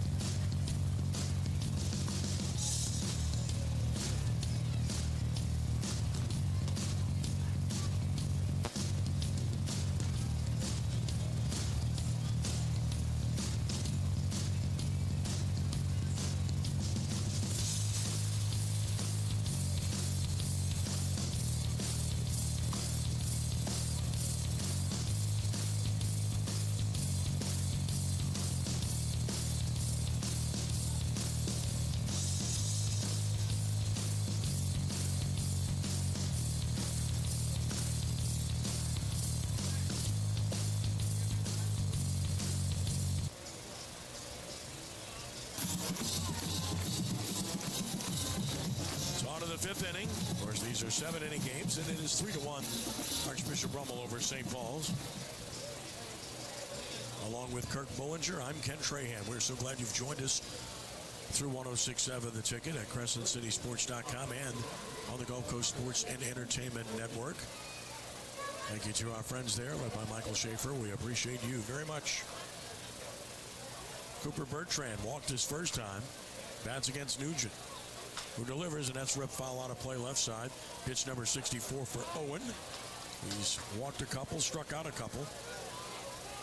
He needs a quick inning here. The last 2 have been of 22 and 27 pitches, respectively, in the 3rd and 4th inning. So he needs a quick one. Breaking ball. Oh, my. Got a ton of the plate. Called the ball, and it's 1-1. It was a get-me-over breaking ball that he got over for a ball. The 1-1 pitch to Bertrand. Ground ball left side. Nice pick, Mirage. And he throws him out. So Mirage, good pick, good throw, 1 out. Mirage, good feet over there at third base. Covers a lot of ground. He's quick. He may not be the fastest player on the team, but I tell you what, he is quick. He's got quick feet. He had a little bit of trouble getting that ball out of the glove, but had plenty of time because he was playing shallow. He cut it off. Easy out at first. Preston Cuevas bats. He struck out looking his first time. He takes this inside for ball 1. Talking about Nugent needing a quick inning. He's got 8-9-1, so he should be able to do that. Here's the 1-0 pitch. Swinging a chopper, foul, third base side. And the count equals at 1-1. We're in the top of the 5th. 3-1 Rummel over St. Paul's. And Giglio wants to have a word with Nugent. And spotted something. We get a quick word for him.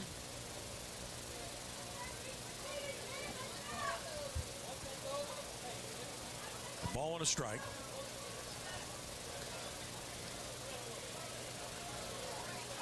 Next pitch is on the way. Swing and a miss. A ball and 2 strikes. For Cuevas.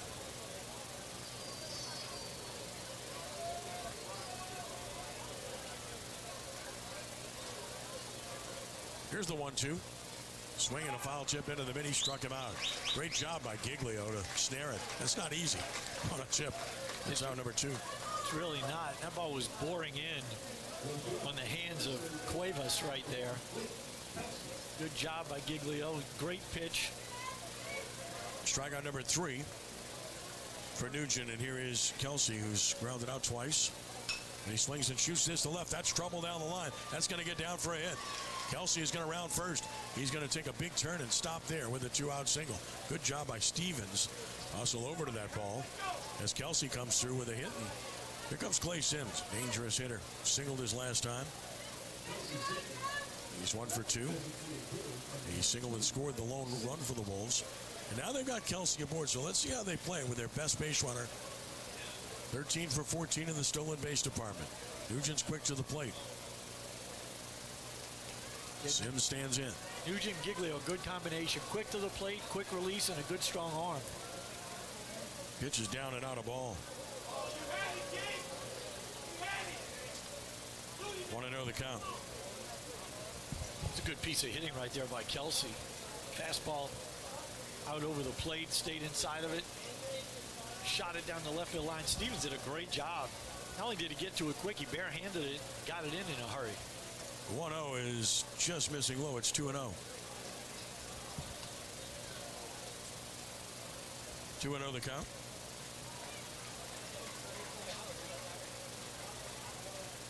So a favorable count for Sims. 2 balls, no strikes. And he took a strike. It's 2-1.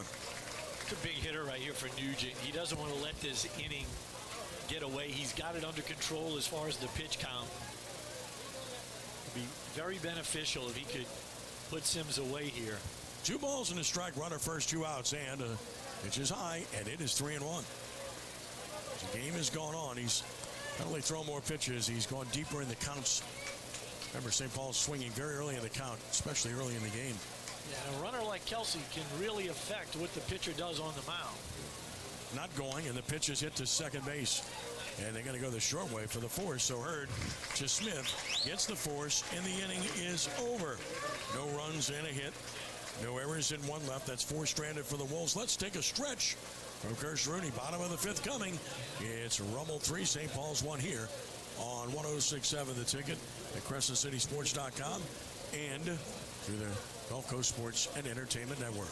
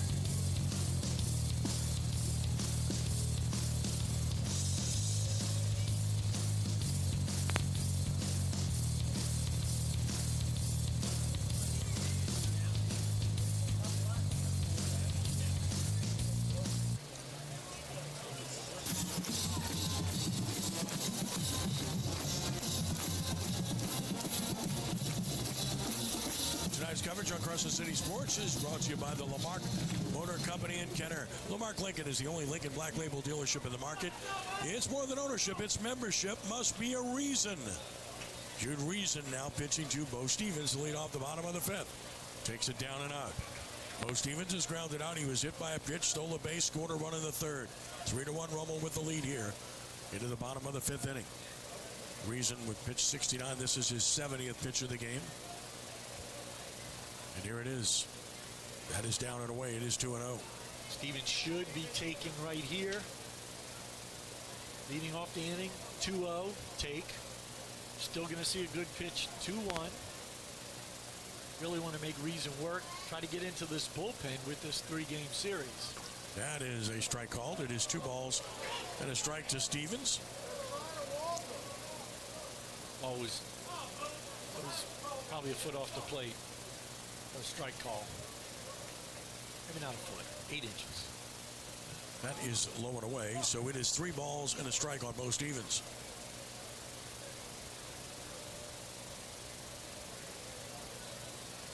Left-handed hitter waits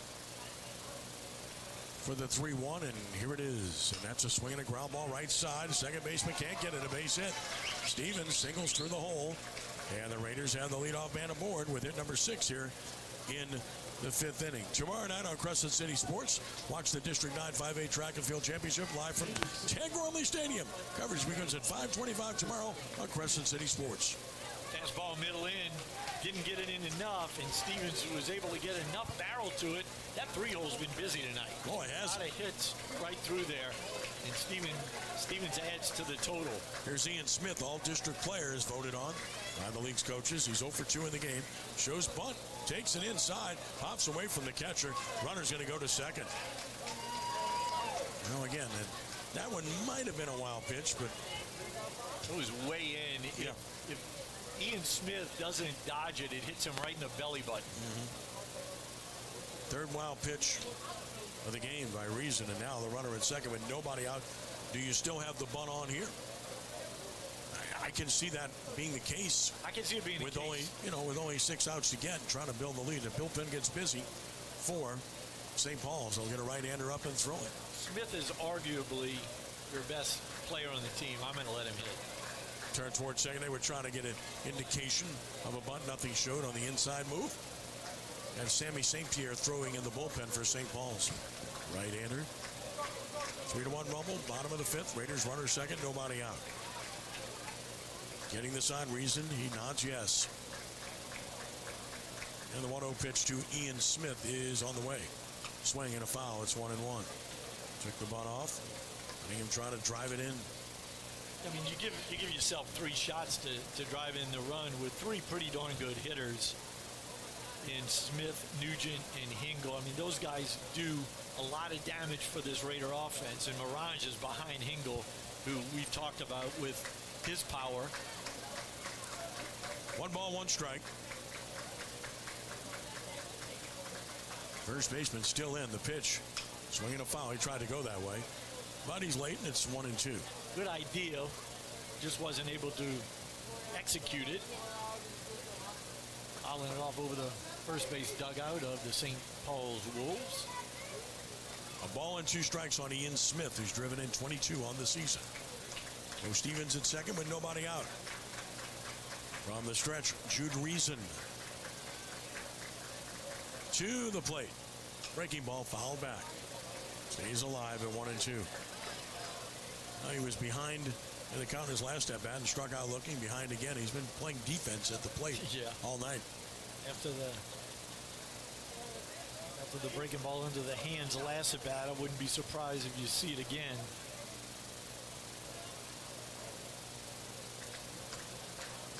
Stretch again. Next pitch coming. Breaking ball away. So the count goes even at 2 balls and 2 strikes. Into the backdoor variety there. Just missed. Good take by Smith. Ian steps out, gets back in. Stevens away from second. Reason. Time called by the hitter. Bertrand stays in behind the runner at second base for an awfully long time. Stevens is really shading him pretty good on 2-2. Here it comes, and he took it low and away. So it's 3-2. Tried to backdoor him twice in a row, so got to think he's going to challenge him here. 3-2 the count. If he throws a fastball in, it's going to look like gas coming in there because he's seen so much soft stuff away. It would be tough for Smith to even pull the trigger. He's got him set up for it. 3 balls and 2 strikes. Time called again. So this has become a protracted at bat. A couple of times now it's called. 7th pitch will be made shortly. Bullpen busy as mentioned for the Wolves. With St. Pierre throwing. Raider bullpen is silent. Stretch.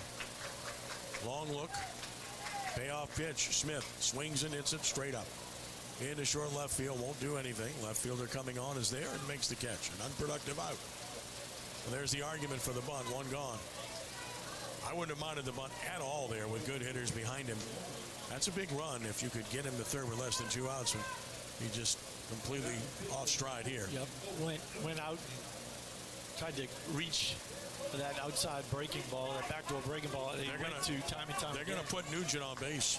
So they're going to walk him here to set up the double play and pitch to Hingle after Nugent did the damage in his last at bat with a 2-run single. The other thing is he'll run the bases again. And now Hingle, who's grounded out, struck out, has a chance to make the bay. 25 RBI on the season. Cleanup hitter for the Raiders. Shiny bat in him. We'll get a runner. Schnabel at second base will run for Rummel. Running for Stevens.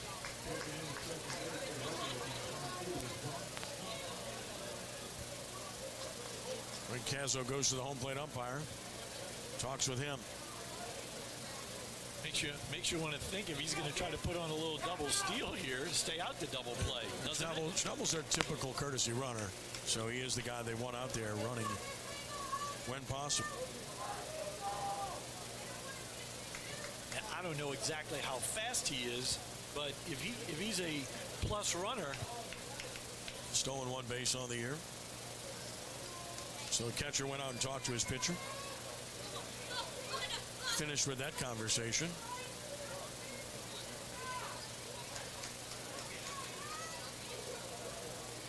John Schnabel, the runner at second. Nugent, the runner at first. 1 out for Hingle. No, Hingle's got 24 strikeouts, so I don't think he's got some swing and miss in there, so I don't know if you would put a hit and run on with him to try to stay out the double play. You could. Reason will stretch. And pitch. And a fastball away. Ball 1. Hey, that pitch is off the plate easily. Fastball, that was way away. Hingle's front hip was pulling out on that pitch. He's trying to pull Reason. It's really not the way you want to attack this guy. Not with the way he's pitched the Raiders tonight. Now the 1-0 pitch. Swinging a foul back. It's 1-1. Oh, it's a macho thing. When they walk a guy ahead of you, they're basically telling you, hey, you're the guy we want. We're pretty sure we can get you. And your answer is? We'll see. He's hitting 372. Yeah, he's second on the team. 1-1 the count. And another inside move. We've seen a lot of that towards second without a throw from St. Paul's in this game.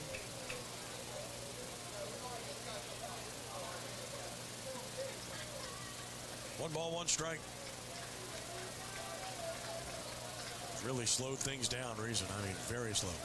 Hitter should step out here. I wouldn't wait that long. Finally calls time.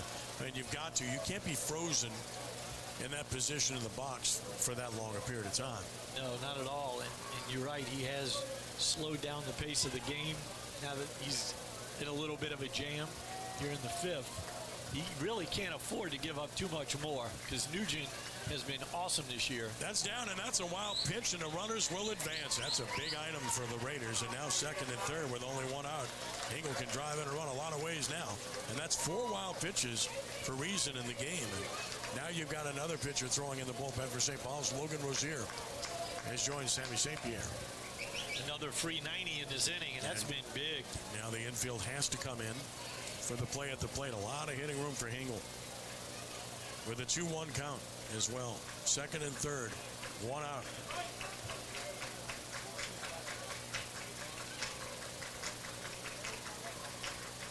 And the pitch coming. Hingle took a strike, and he's now even 2-2. Reason is comfortable throwing that breaking ball in any count.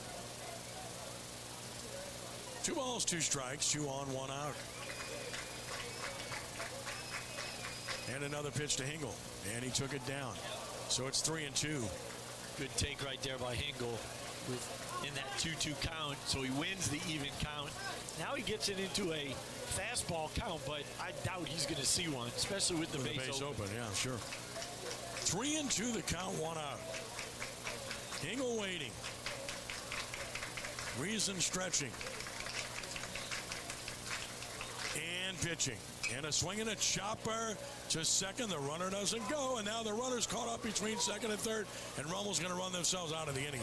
Run the runner toward third, throw it there. Safe. He's safe at home, I think. He counts. What's the call? What's the call at home? The umpire's saying no, and again, this might not be a play that's going to benefit Rummel. This is unbelievable if they take this run away from him. It looked like he beat the play home. A bad base running play might have turned into a run, but Rummel again is not getting the call in. Frank Cazzo can't believe it. That is awful. Wow. He's still arguing Terrible this call. vociferously. Again. What a big turn of events again in this game. That's two calls that have been big calls against Rummel in They're this game. talking about it. Regardless of what side you're going for here, it really behooves you to tell the truth about what you see. And clearly looked like the runner had crossed the plate before the runner was tagged out at third. There's no doubt. That's terrible. Yep. Wow. It's a double play. The inning's over. No runs, 2 hits, no errors, 1 left. 6th inning coming. 3-1. Rummel back in a moment here on 106.7 The Ticket, CrescentCitySports.com, and the Gulf Coast Sports and Entertainment Network.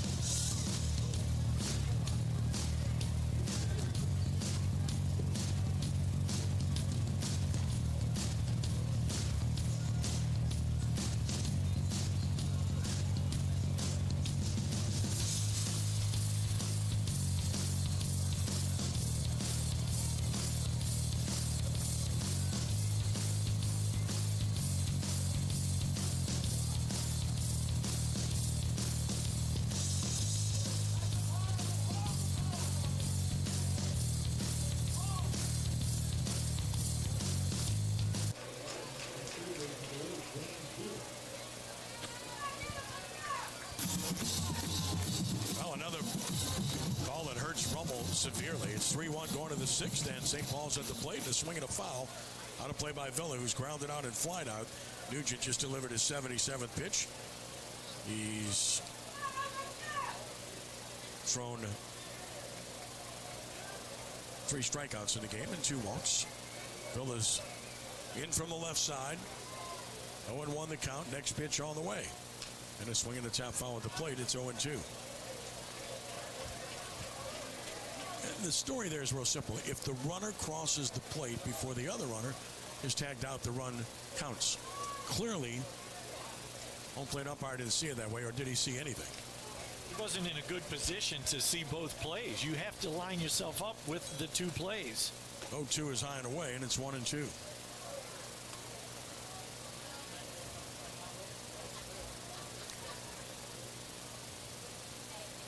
One ball, 2 strikes on Villa, and another pitch on the way. Changeup missed away. It's 2-2. It's just inexcusable to miss calls that blatantly. Well, you've had 2 in the game, really. I mean, and again, these are not that close, frankly. 2-2 the count. Here's another pitch on the way. Swinging a foul back. Villa extends the at bat. That's big right now, because now you're going to see pitch 82 coming from Nugent. You start thinking in those terms. Well, technically, the score of the game should be 4-0. I mean, that's what it should be right now. Not 3-1. And another 2-2 pitch, and a swing and a miss. He struck him out with a good pitch down in the zone. Strikeout number 4 for Nugent, and out number 1 here in the 6th inning. And that's one way to make things better, is to come back out and do your thing. But you can't keep giving away things. The batter is good change. Good reason, who's got a base hit. He's 1 for 2. He's grounded out. Along with his single, and he takes a strike. It's 0-1. Nugent made a really nice pitch with the changeup to Villa. Had him way out in front. Swung right over the top of it. The 0-1 pitch. Swinging a foul, left side out of play. It's 0-2. Same 2 teams in game 2 tomorrow. at 4 p.m. here at Kirsch-Rooney Stadium in this best-of-3 series in Select Division I.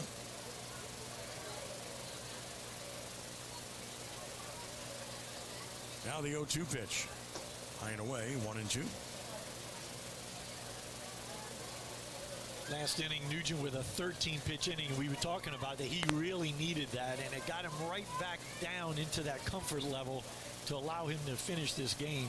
1-2 the count. Owen is ready, and here's the next pitch. And he struck him out looking with a beautiful off-speed pitch. Round number 2. Just totally froze Reason. Backdoor breaking ball. Might have been one of the best breaking ball he's thrown all night. And it came at a good time against a tough hitter in Jude Reason. 5th strikeout for Nugent, and here's Easton Springman. He's been on both times, a base hit, and he was walked intentionally. And he takes a strike. It's 0-1. Pounded a fastball on that outside corner to get ahead of the left-handed hitting Springman. 0-1 missed away. It's 1-1. St. Paul's filling that lineup, the middle of the lineup, with left-handed bats to combat Nugent, but he's been up to the task so far. 1-1 is a strike call, and it's 1-2.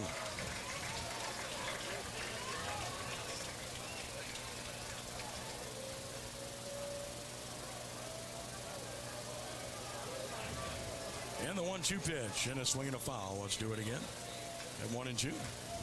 Little elevated heater, top of the zone, middle of the plate.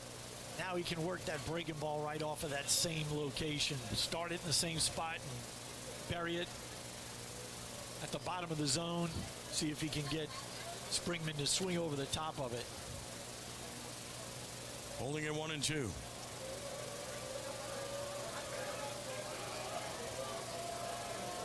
And another pitch. Ground ball to first. Nice play, Formo. To the bag unassisted. Inning over. 3 up, 3 down go the Wolves. In the 6th, Nugent rolls on. Bottom of the 6th coming. The Raiders 3 and the Wolves 1 here on Crescent City Sports. 106.7 The Ticket and the Gulf Coast Sports and Entertainment Network.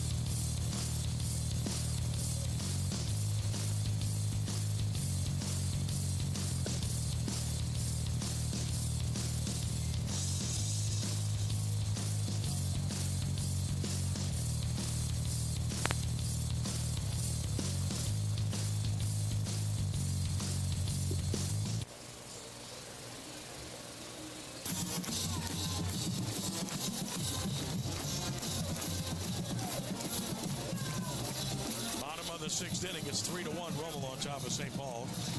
And here in the bottom of the 6th, Joe Morange will lead it off. He's had quite a night. He's singled to the left, singled to the right. He's stolen a base. He's scored a run. He's been error-free in the field. He's been simply good. And he'll start it against Reason here in the bottom of the 6th. Reason, 86 pitches, 54 strikes. He's hit a batter. He's struck out 5. He hasn't walked anyone. Pitch misses down for ball 1.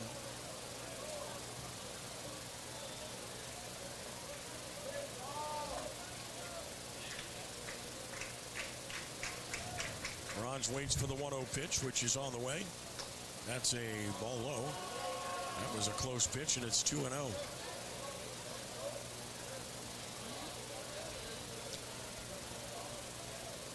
To Joe Morange.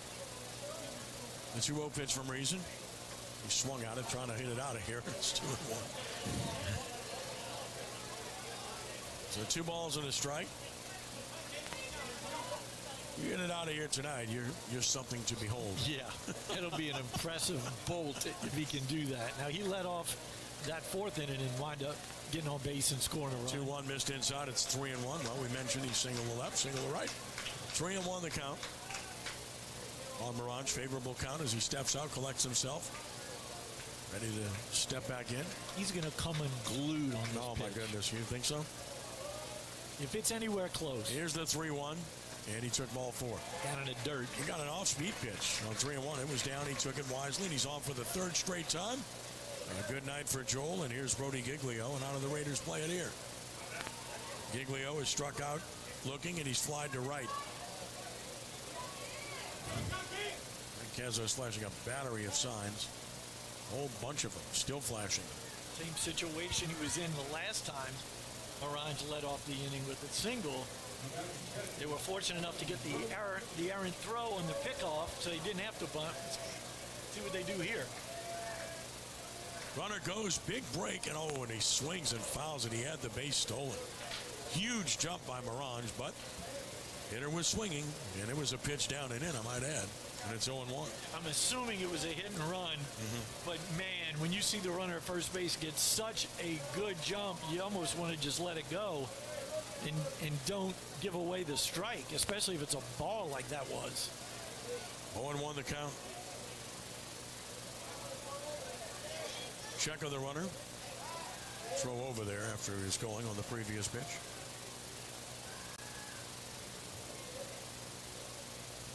When you're stealing on the left-hander, you extend your lead a little bit bigger than normal. You don't want to give it away, and then you go first move, so you're gambling. Now the umpire's saying the hitter and the pitcher need to engage.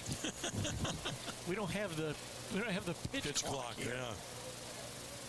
Maybe that's coming. That's an investment, though. He got that call right, though. If they have the runner picked off, he breaks for second, throw to first, throw to second, he's out by a mile.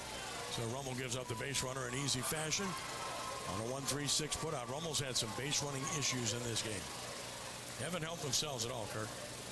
No, they haven't. They ran themselves out of that last inning, running with your head down instead of your eyes up on the runner ahead of you last inning. And now this was, not egregious. He was stealing. He was going first move. You gamble and he lost, but you still giving away the out. 1 out, 0-1 on Giglio. Swings and fouls it. It's 0-2. Looking more and more like this one will be on Nugent to try to finish it. And that decision right there to send Morange tells me Coach Cazzo's got a lot of confidence in Nugent to close this one out. 0-2 the count. And the next pitch is on the way. Swing and a miss. He struck him out. Giglio out on strikes. Second time he's fanned, and strikeout number 6 for reason, and 2 outs here in the 6th. And now Tyler Formo, who had the good bunt to drive in a run in the 4th. He's 0 for 2, but he has the big RBI. It looked like a hanging changeup that Giglio was just way out in front. He saw it up and in and just jumped at it a little bit too soon. Swung right through it.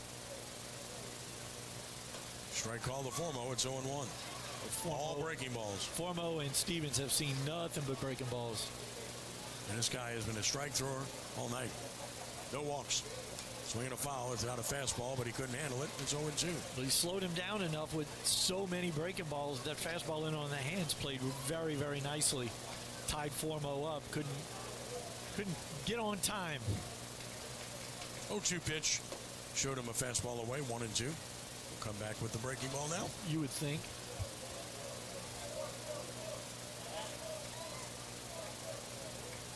And the 1-2. Swing and a miss. Struck him out with a good breaking ball. Strong performance by Reason. And his 7th strikeout of the game. Nothing doing for Rummel in the 6th. On to the 7th. Nice chance for the Wolves, trailing Rummel 3-1 here on 106.7 The Ticket at CrescentCitySports.com and on the Gulf Coast Sports and Entertainment Network.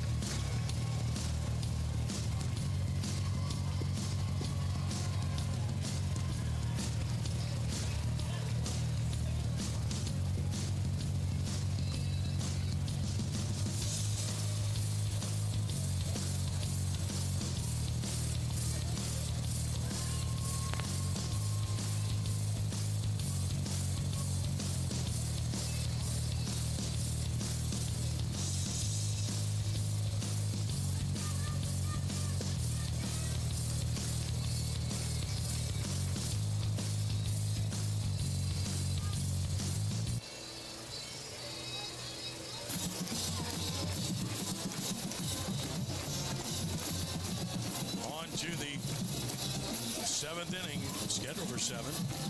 And Rummel leads St. Paul's 3-1. Nugent back to the mound, trying to pitch a complete game and trying to nail it down.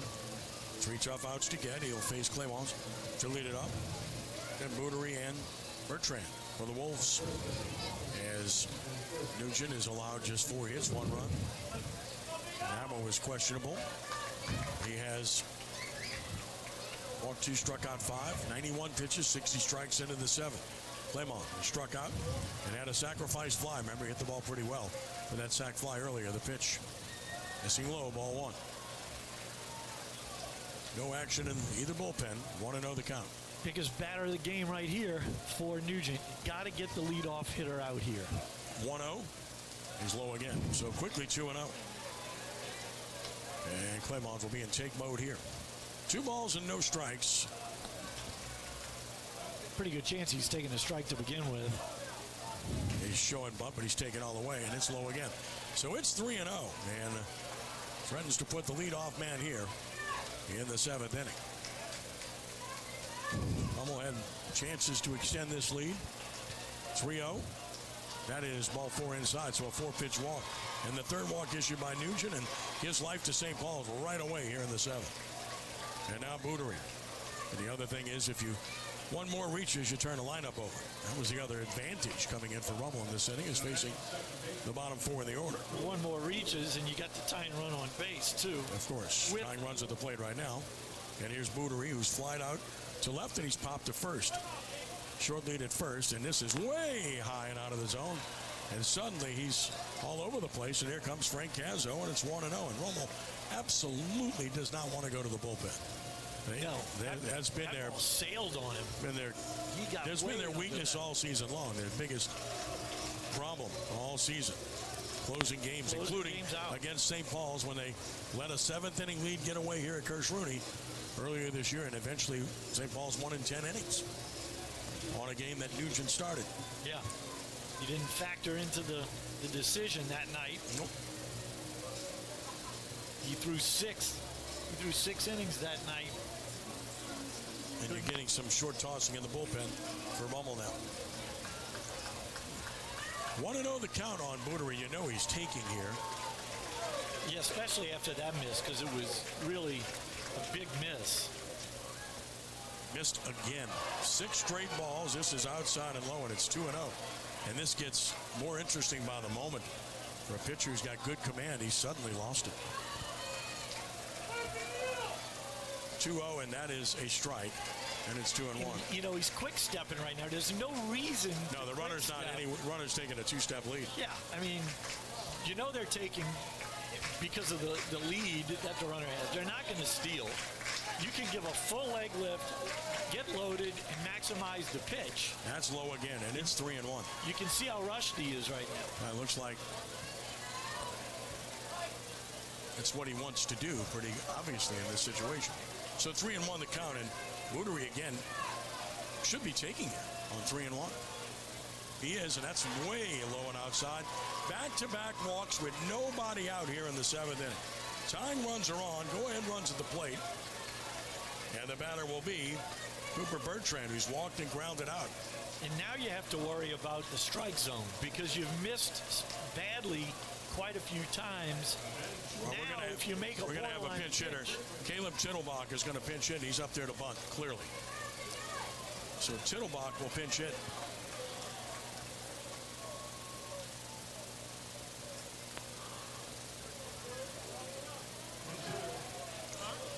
So here's Tittlebach. Clearly in a bunt situation. He's 1 for 1 on the season. There's the bunt toward third. It is a foul ball. And it's 0-1. So clearly a specialist, if you will, in this situation. Wisely trying to bunt toward third, but knocked it foul. Runners return to first and second. Tittlebach back in. Nugent gets ahead of a hitter, though. 1-0-1. Squares the bunt. And, oh boy. Called the ball just outside, I suppose, and it's 1-1. That's what I was talking about. You miss bad enough a few times, and it really can mess with the umpire's strike zone, and you don't get the borderline call. A ball and a strike, squares to bunt, and he bunts it in the air, and Nugent caught it for an out. It's a big out. Failed to get the bunt down, 1 out. Huge out right there. And we're going to get another pinch hitter here. It's going to be John Marciante. Marciante will pinch hit for Cuevas. John Marciante, 222 with 2 RBI on the season.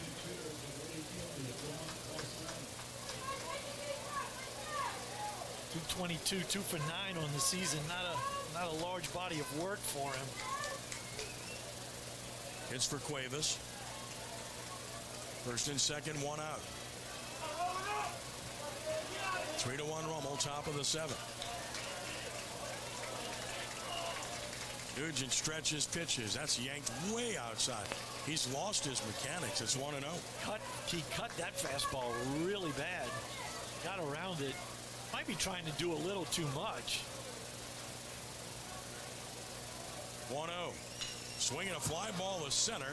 Hurd going back. He's not going to get it. It beats him, and this should tie the game.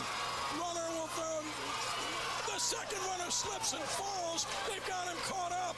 Running back towards second. Throw there, and he is safe at third. They didn't tag him. And a run scores, and it's 3-2, and the runner got back to third on a swipe tag when Rummel had a rundown play and did not execute it. Giglio gave up the ball a little too late. The runner was back past Morange. Yeah, he waited too long to throw it. I mean, that's obvious. I mean, Rummel got a big break. The runner slipped as we watch it again. They've got him dead to rights. Giglio runs him back. He should throw it right now. But instead, he waited too long, and a swipe tag missed him. Yeah, I don't think he got him. I don't either. And now the tying runs at third. They go in and runs at second with 1 out. And the top of the order in Kelsey with a chance to be a hero for St. Paul's. Rummel's got the infield in. Play at plate, and the pitch is a strike, and it's 0-1. Well, you got two ways to play it here. You play in here, and now you're making it much easier to score the winning run. If you play back, you at least can give up the tying run. You're going to hit again. Here's the 0-1 pitch to Kelsey, and there's a swing and a ground ball to third. What a play by Morange to knock it down. Can he throw him out? The answer is yes. Wow. That's a tremendous play by Joel Morange, and the second out of the inning. Boy, that is an awesome play. Playing in with the ball smoked right at him, Kurt. Unbelievable play right there, and he had no time to react on this.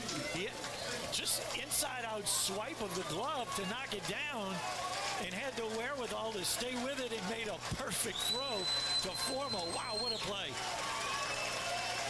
Well, we're going to try to get Kirk downstairs, but this game's in the balance here. Here's Sims.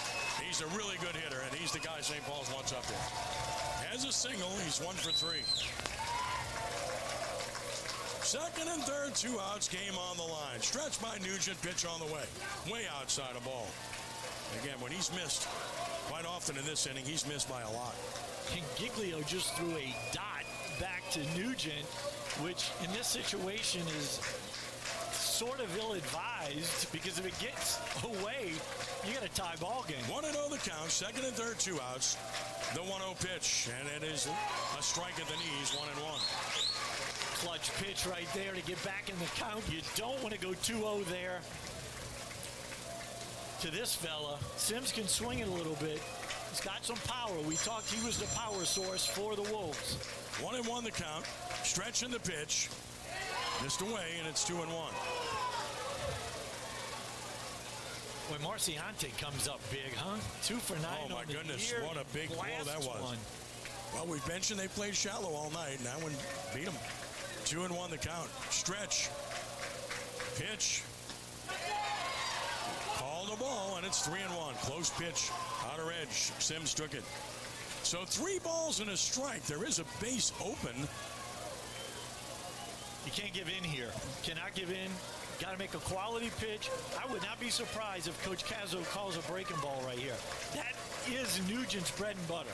On 3-1 the pitch. He walked him, and the bases are loaded. 3 walks in the inning issued by Nugent, and now it's Villa with a chance. He's grounded out, flied out, struck out. The game on the line right here. This is his last batter. He's at 112. This is it. This is your ball game pretty much. Bullpen busy, one way or the other. This is it for Nugent. Here's Villa. And the pitch. All the ball inside, 1-0. Rummel shot is about had it tonight, I can tell you that. 1 ball and no strikes.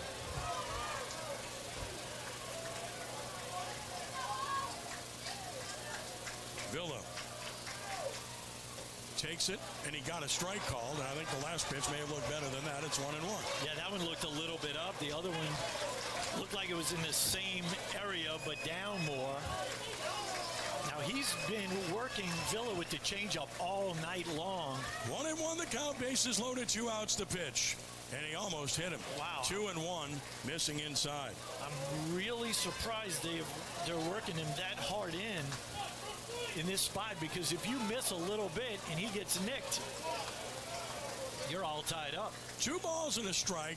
Bases loaded, 2 outs. Stretch Nugent, pitch on the way, swinging a foul, and it's even up at 2-2. Great crowd, fever pitch, and a big pitch coming. 2 balls, 2 strikes, 2 outs, 3 on. 3-2 Rummel, bottom, or rather top of the 7th inning, with the game on the line here. Villa waits, runners lead. Sign is given. Nugent is set. 2-2 pitch. Breaking ball missed way inside and low. So now 3-2, and now any base hit will put St. Paul's ahead. Runners will take off from every base. 3 balls, 2 strikes, 2 outs, bases loaded.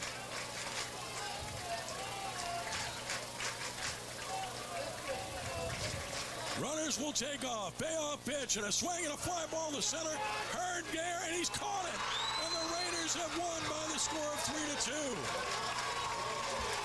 Rummel wins at 3-2, holding on here. Villa made good contact, but hit it right to Hurd. Whew, what a game. Wolves strand the bases loaded in the 7th inning. Walks contributed heavily. Got a big hit off the bench. Plated a run. Could not get the tying run across. And Rummel holds on to win this game by the score of 3-2 this evening here at Kirsch-Rooney Stadium in Game 1 of this best-of-3 series between these two teams. What a game this was. What a night this was, and if the next game is like this, you might want to be here. Pretty awesome stuff in terms of the way this one unfolded, to say the very least. Rummel wins it by the score of 3-2 and take a 1-game-to-none lead in the series over St. Paul's. And we'll get you the totals of the game here coming up. It's 3 runs, 6 hits, no errors, and 4 left for Rummel. It's 2 runs, 5 hits, 1 error, 7 left for St. Paul's. Winning pitcher Owen Nugent goes the distance. It gets to 9-0 on the season with the win. And he drove in 2 runs with a single. The losing pitcher Jude Reason, he went the distance and did his job in terrific fashion as well, but comes up short in dropping this one. Pitched well nonetheless. And Reason goes to 3-1. The game took an hour and 58 minutes to play, and it was a victory for Rummel, 3-2 over St. Paul's. Let's go down to Kirk Bullinger with Owen Nugent. Kirk. All right, Kenny, we're down here on the field with winning pitcher Owen Nugent. Owen, it got a little hairy out there in that 7th inning. What was going through your mind? Man,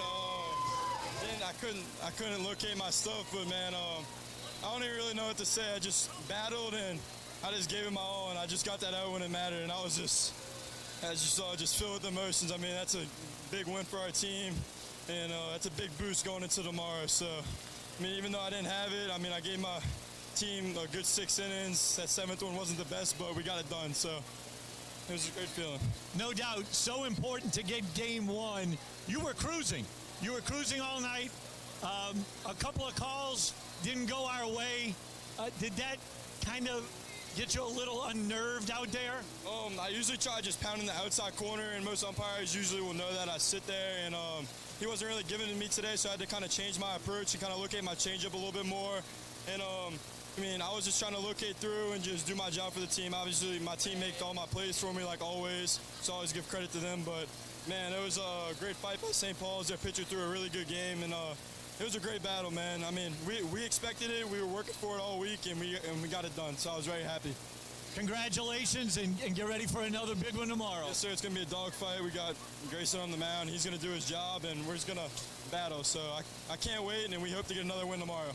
All right. Coach Cazzo. I got Coach Cazzo. Hey, tough one, but you came out on top. Again, couple of plays, couple of calls didn't go your way, but Owen Nugent came through in the clutch hit.